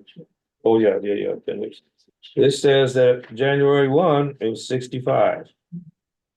67, IRS mileage rate. Give me a page, I'm looking at IRS. right? The IRS page? changed to 67. What may not have changes is the rate for hotel reimbursement in counties. Nope, nope, What? nope, nope. Wait, are you looking at appendix A? Yep, I think so. Okay, I so think so. Publication, page 3, so Traveling away from home. No, it said mileage. So this is 2023. You gotta look at, it's, or 2024, it's raised to 67 cents. Where do you see that? On the very first page, it says 2023. That's the date for the IRS. So right, we don't have the current year on there. So yes, it was 60. There we go. For 2023, the standard mileage rate Okay, but we're in 2024. is So I'm 65. trying to tell you, it was 64 and a half, in 65 other and a words, half. the information wasn't So, current so this in our isn't, packet. yeah, Well, I guess if it they, says 2023 on there. It was just what was originally attached to the policy. okay, so what, It is 67 right now. well, it'd be nice to see that in this. We will update that. And can you send me a copy of it when you update it? Yeah, here's the IRS website. I can show you the IRS website right here. And the other thing to say is, Pretty sure IRS has a website. yes, right there. IRS has a website on it Oh, and they right there. update it. all right. Director, Vice President Seaman? I think when Mike and I first looked at this, I was looking at the outside of the county. And that's why we were going to put a mileage on it. But reality, we were trying to look at it, I don't know, a little differently. I'm more, I drove 46 miles one way beyond the capital, through the capital, and I could do it in an hour. But then again, I'm leaving at 5:30 in the morning to get there at 6:30 in the morning and start work at 7, or vice versa. So that's why I wanted it to actually be a little higher for lodging, because I've gone to a lot of these conferences in my careers, and sure, I can hang out at these things all day long and all night long, but I get in and get out. I'm not there for socialization at all. So, and I'm not saying Mike is, I'm just saying that's the way I work on when I go to these conferences. And just there are meetings that go. No, I'm not, so it's that you don't have to justify. I'm not saying he is, I'm just saying, if he's got meetings to go to, that's fine. I respect what he's doing. So that's, this is what I wanted to clarify. I wanted to say that. And I didn't submit mileage for driving there at all, and the hotel was Right. only for the days that I had the committee meetings. I didn't stay the whole time I was there, just the days where I had the long committee meetings was the days I stayed there. And I would have stayed there regardless if it was for the district or not, just that the district paid for it this time. Normally, I will pay for it myself, which I have been and will continue to do. But you should put in for the mileage. I'm not putting in for the mileage, and I didn't. On your behalf, and I just want to say in yours and Nicholas, a lot of the heavy lifting and the real progress that they make on behalf of the ratepayers in the district is done after hours. And in the connections and the work that they do negotiating and making deals, if you will, later into the evening, which would, extend the day. I personally only stayed one night of the 3 because I had conflicts and schedules and travel with my wife and things. So I only took advantage of one night in a hotel, but I did drive the others and claim the miles. So I did drive that. I had extra parking that I had to pay for because I wasn't in a hotel. But we're trying to be as efficient as possible. And another thing is and if you look at the big picture, we haven't given ourselves a raise in like more than a decade. It's not on the agenda. No, okay, but I'm just saying we take, maybe taking advantage of whatever stipends there are or allowances or travel expenses might offset some of the increases that we, in the big picture, I think, especially Director Saunders, he's been very discriminating as far as what he actually told by the district. I'm not talking about myself, but just that one day, but, so that's all I want to say about that. Go ahead, Director. And then the other thing is, did the board approve the lodging? In a meeting. It's approved under the budget, so Did we approve it in a board meeting? The board doesn't approve line by line what people are doing. They approve conference attendance, and then the directors have a budget to attend that conference with. So we have an annual budget to attend the conference. You don't get line by line to say mileage or this or that or anything else like that. Once you say you're attending the conference, it covers the conference costs. You don't kind of, there's nothing in there to say you can't take a car or you have to fly or anything like that. And that's on the director. Director Thornburg. I disagree. That's not what Don was saying. It says right in the policy that for the lodging, you have to have prior approval from the board. It does not give an automatic prior approval just because a budget is put out there. No, and it has to be on every time you want to do it. You know, the way that this is written is pretty clear on that, and there's no way that I don't think anybody could take it to be that, oh, well, the board gives automatic approval to go do whatever you want. When we're going to a conference in Monterey, then each director will have to ask for lodging to go to Palm Springs or Monterey or wherever. That's what you're saying. Then we need to change the policy because that's what you're saying. The policy needs to change to reflect that. That's what you're saying. Subject prior approval by the board of directors. Right. That's what you're saying. You have to have approval from the board of directors in order to get the lodging reimbursement, because it only says that for the lodging part. Prior, yeah. That's Section not what 40. it says that's what it says in that section. So we need to change the first section to say you don't get approval for just the conference. You need approval for your transportation and lodging. We need to add that in.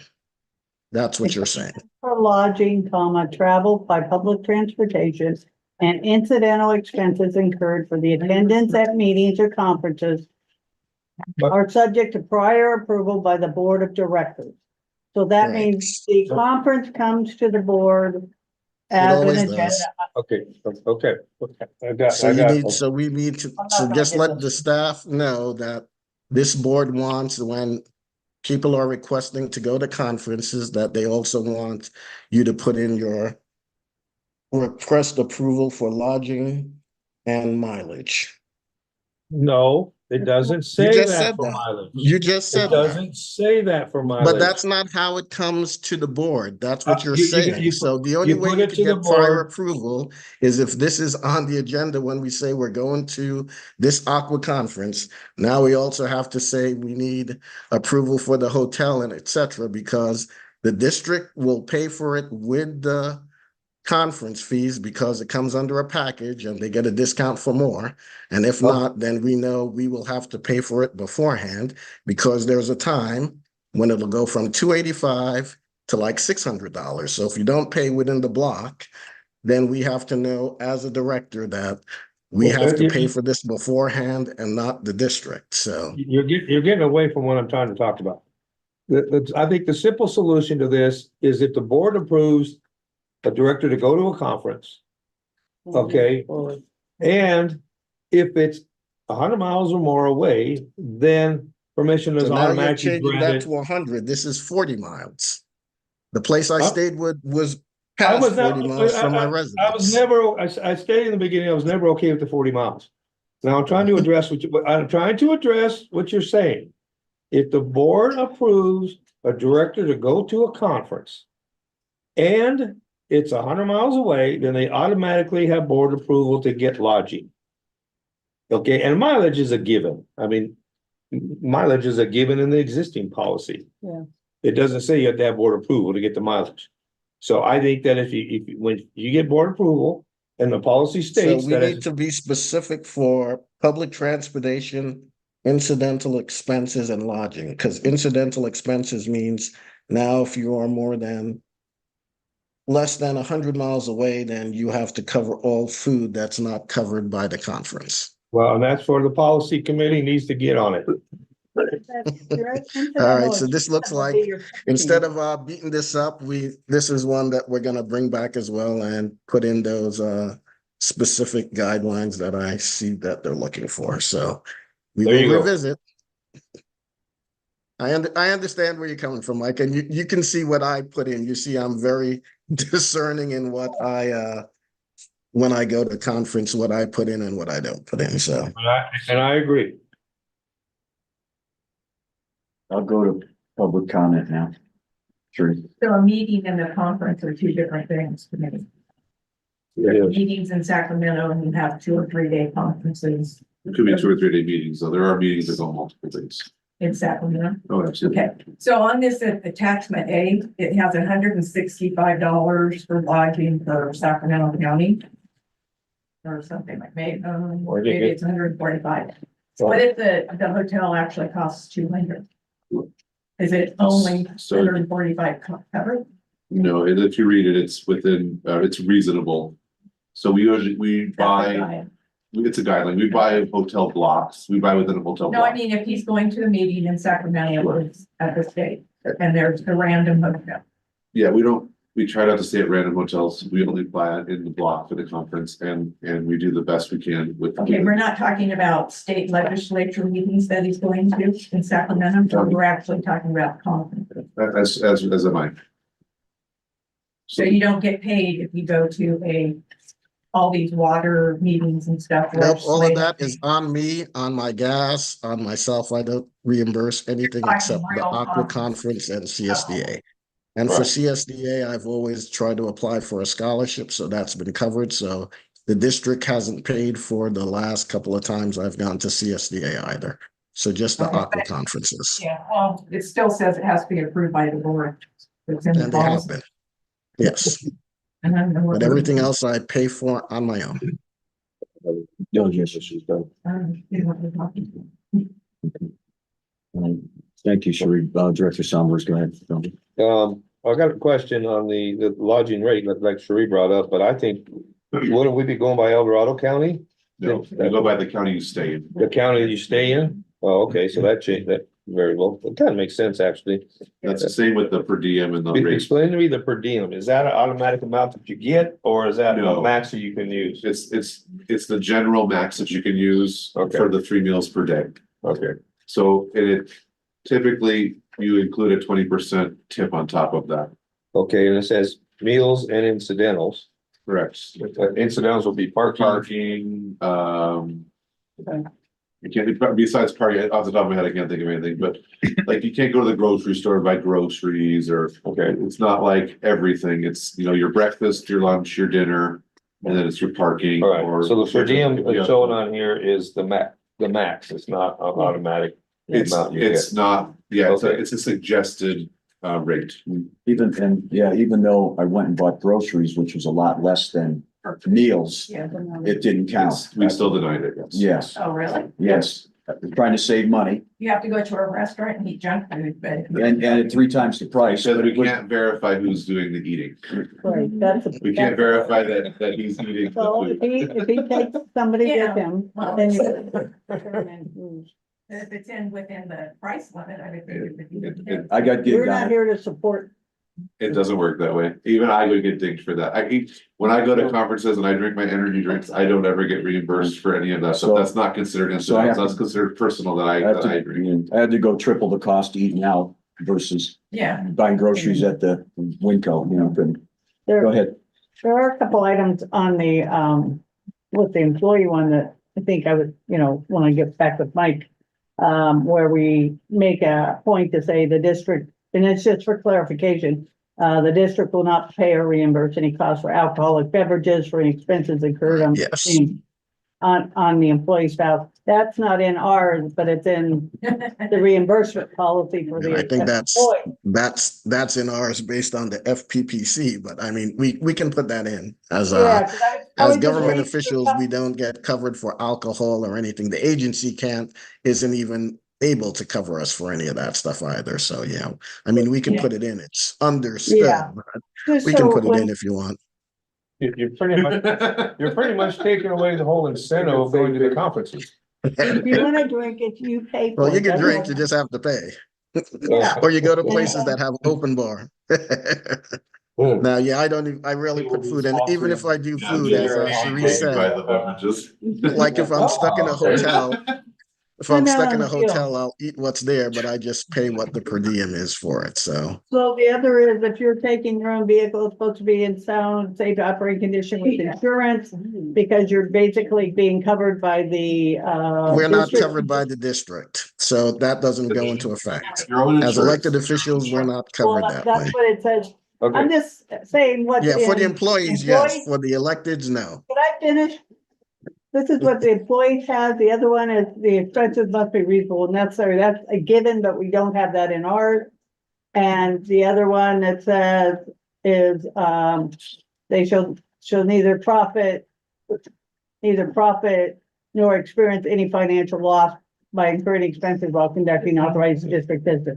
So Yeah, these we are should stuff put that in that- ours, because I have a Yeah. lot of loss. Someone broke understand. my tail light when I was not Can at I the finish? hotel. So It this cost is me what I'm- $1,600.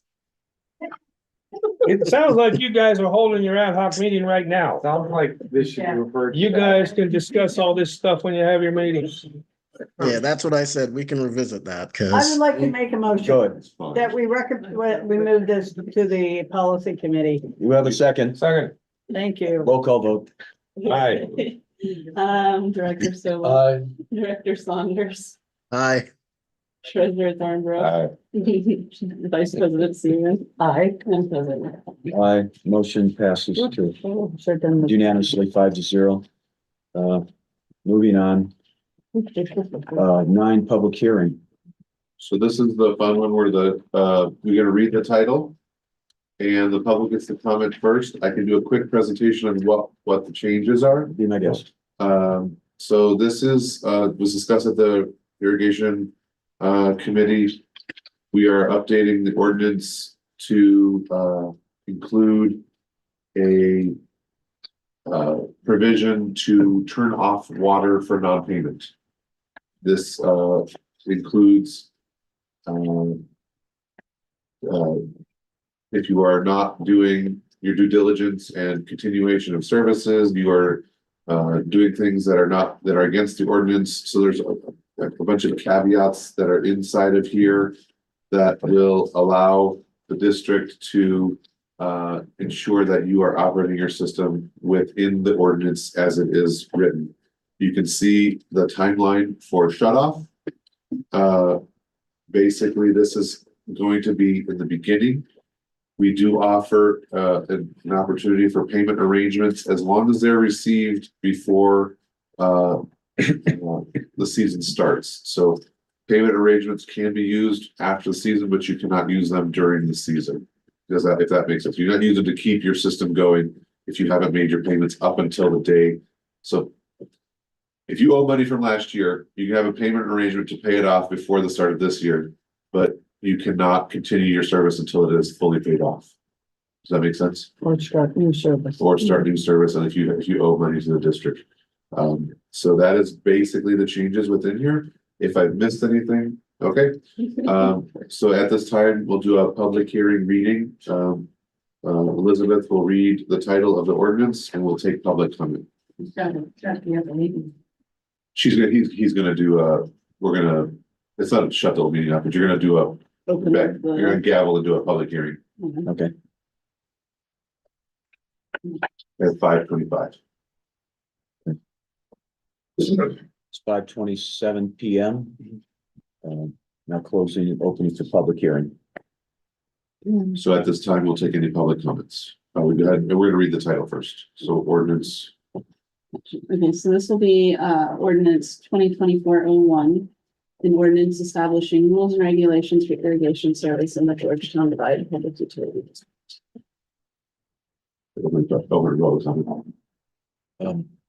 Public comment, Cherie? Was there no penalties before? No. So it was tied to the It was tied to the treated water, so SB 998, when it was put into place, elongated the penalties to 90 days. And basically, after 90 days, the season is over and people don't have any recourse to pay them. Except then wouldn't that dollar amount go to the county? If it's Technically, yes, but part of it. we're trying to circumvent that and shorten the timeline of when we can discontinue service. All right. Because SB 998 applies to residential water service. Yeah, only for treated health and human service, health and welfare water. Or residential water. It's treated water. Yeah. So that would be, so that's all the public comments. You can close the public hearing. Okay. So this will go, come back for a vote at the next meeting. I do have a question for our irrigation person, Oh, just for clarification. Donna? Yep, thanks for the work on this. There is nothing in here. This is just really for non-payment and not like if it doesn't have anything with not having the backflow or not having the keeping it going 24 hours. This just covers the payment No, side of the issue. Well, there is a part in here That goes a separate section. that talks about the 24/7. That's all. If they don't have the backflow in place, then Yeah, they will that's- not be They won't get given the an service. opportunity to have water for the season. And then, there is a discontinuation if, they have received, what is it? Don't do their 24/7 use. What's the notifications on that? We will notify in the paper. We're doing it the right way. We were No, not the doing it the right way. notification to the customer that they're like in Oh, violation. if you look inside, there's a whole There's a little- set of recourse in there. So May 1st, billing sent out, June 1st, there's a 10% penalty with the shut off letter. June Gotcha. 10th, they get a shut off notice, water smart, call with the door hanger, and then say June 15th, they're shut off. There's lots of opportunity to come in. And the other Okay. recommendation was the notification goes out to the irrigation customers of this change when it passes. Did not listen to me. That's the other key. Yes, thank you. You're welcome. Don't listen to me. So do we vote on it tonight then? Yeah. No, we can't. It's just No, first reading. we're doing this, that's the old way of doing it. Public utility code is different than when we were used to doing it. I would like to hear what Director Saunders was gonna say, though, just so I make sure I respond to it. I was just gonna make sure we had enough, if there was enough timing on the comments coming back, if we, don't have any, comment period, then it's able to be voted on now, so. Correct. We provided the public hearing notice. Consistent with the notice requirements under the law. And under the Public Utilities Code. After that public hearing notice, it can be adopted. To be honest, it's my understanding you guys had 2 readings before. I don't know why you ever did that. That's a city rule, that's not a public utility district rule. So you probably have someone that does a lot of city attorney work. It gives people a chance, because normally they won't know what we've come on our first meeting until after it comes out, so at least giving them one meeting is a plus, so. Yeah, it's not a bad thing to do more, I'm just, if you want to still just. Reintroduce this again at the next meeting, that's certainly the board's discretion, I'm just saying legally. It's not required. The only problem is this won't be really enacted until mid-season. Yeah, it'd be like. So it won't What's really- your pleasure, Director Seaman, for this? Well, We can approve it today if you like, that's what. I think we should approve it, so I'll make a motion that we approve. Is that on the agenda? It is part of the public The hearing. recommendation is to adopt the amendment to the order. Let's do it, be done with it. Second. Second, Roll call vote, please. Yeah, there was a That second. was an official second. Okay. Yeah. Director Saunders seconded. Oh, That was Director Saunders. all right then. Yes, the talking head. Okay. On Director Stegall, Aye. Director Saunders, Aye. And the chipmunk says aye. He's eyeing me. Treasurer Thornbrook. Aye. Vice President, Seamus. Who? Aye. And President McDonald. Here. Aye. Sorry. It's hot in here. We're not doing Unanimously, so 5 good to over here. 0. Brain power. Motion passes. There, is that better? Okay. Before going to closed session, I'll open up. 11. I wanted to talk about 11. 11. My request is that we revise the policy addition to future meeting agendas. That has been accomplished in our previous discussion. So I have nothing to add. Thank you. Wow, I do. we did what? I want to put on the agenda to consider changing the meetings back to the second Tuesday of the month. I second that. Consensus.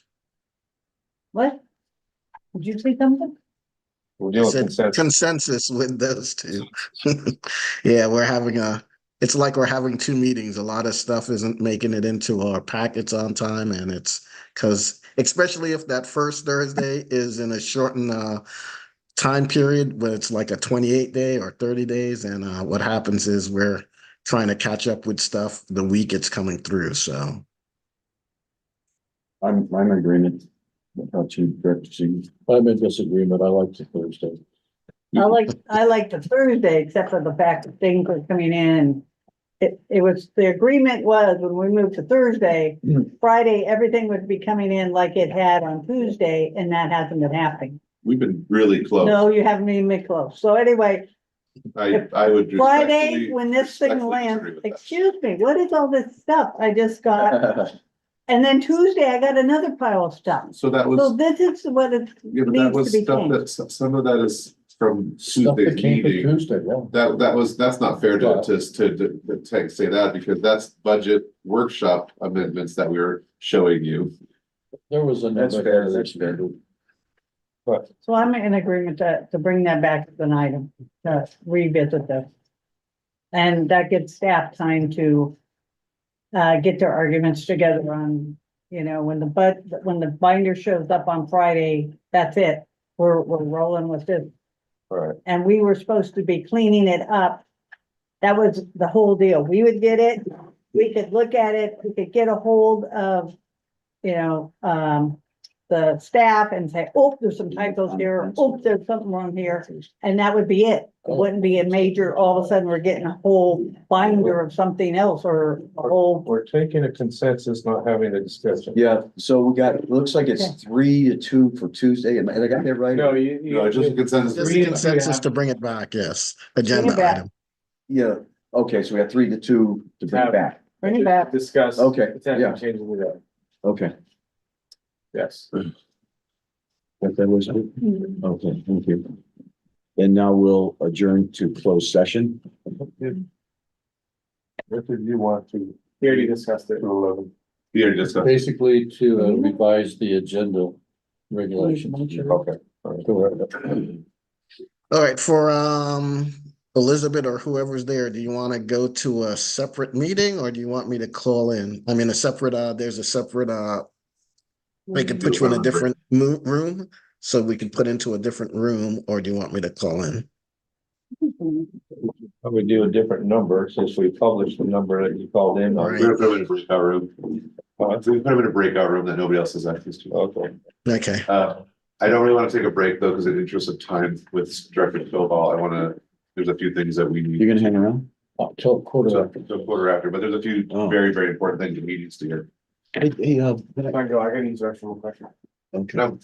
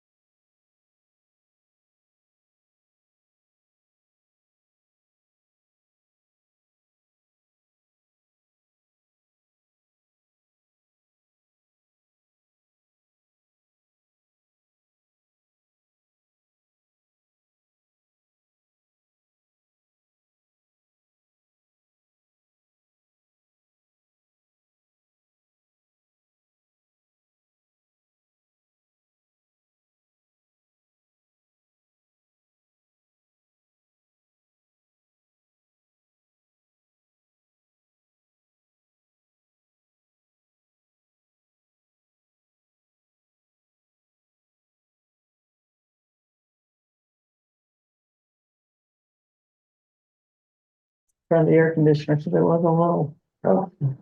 Reconstituted a little bit. Okay. Should be good. We only lost I mean, Stove it also. held We have up. some. Tearing it off the, Okay. the bad when the Tell me when. wrapper comes down You good? and it comes. 6:50 PM, reporting out of closed session. We, due to time constraints, Director Stovall had to leave, but there's nothing to report out. Okay, at this time, the board member requests for additions if you No, do. we already did that. We did that So earlier. motion to We did adjourn. that. Oh, we did that. Okay, motion to adjourn. I make a motion to adjourn. Second. All in favor? Aye. Aye. Board, roll Let's do a roll roll call. Well, call. you can do that by acclamation, so that one's fine. Okay. You can adjourn by acclamation. We have to You do it. can't. No, we have to technically roll call. Legal is saying no. All right, let's do the roll Next call. Roll call vote. Okay, Director Stovall, whom we know is absent, Director Saunders. No, we're staying. Aye. You better have voted. He's got AC. What time is it? Over at Orange. 7, 8, 9, 10 10. o'clock where he's at. I got it. Yes. Okay, Let's- Treasurer Turnbull, Aye. Vice President Seaman, Aye. President McDonald. All present in favor, 4-0, motion passes, meeting adjourned. 6:51 PM. See everybody next time around. Well. Okay, get the- Thanks for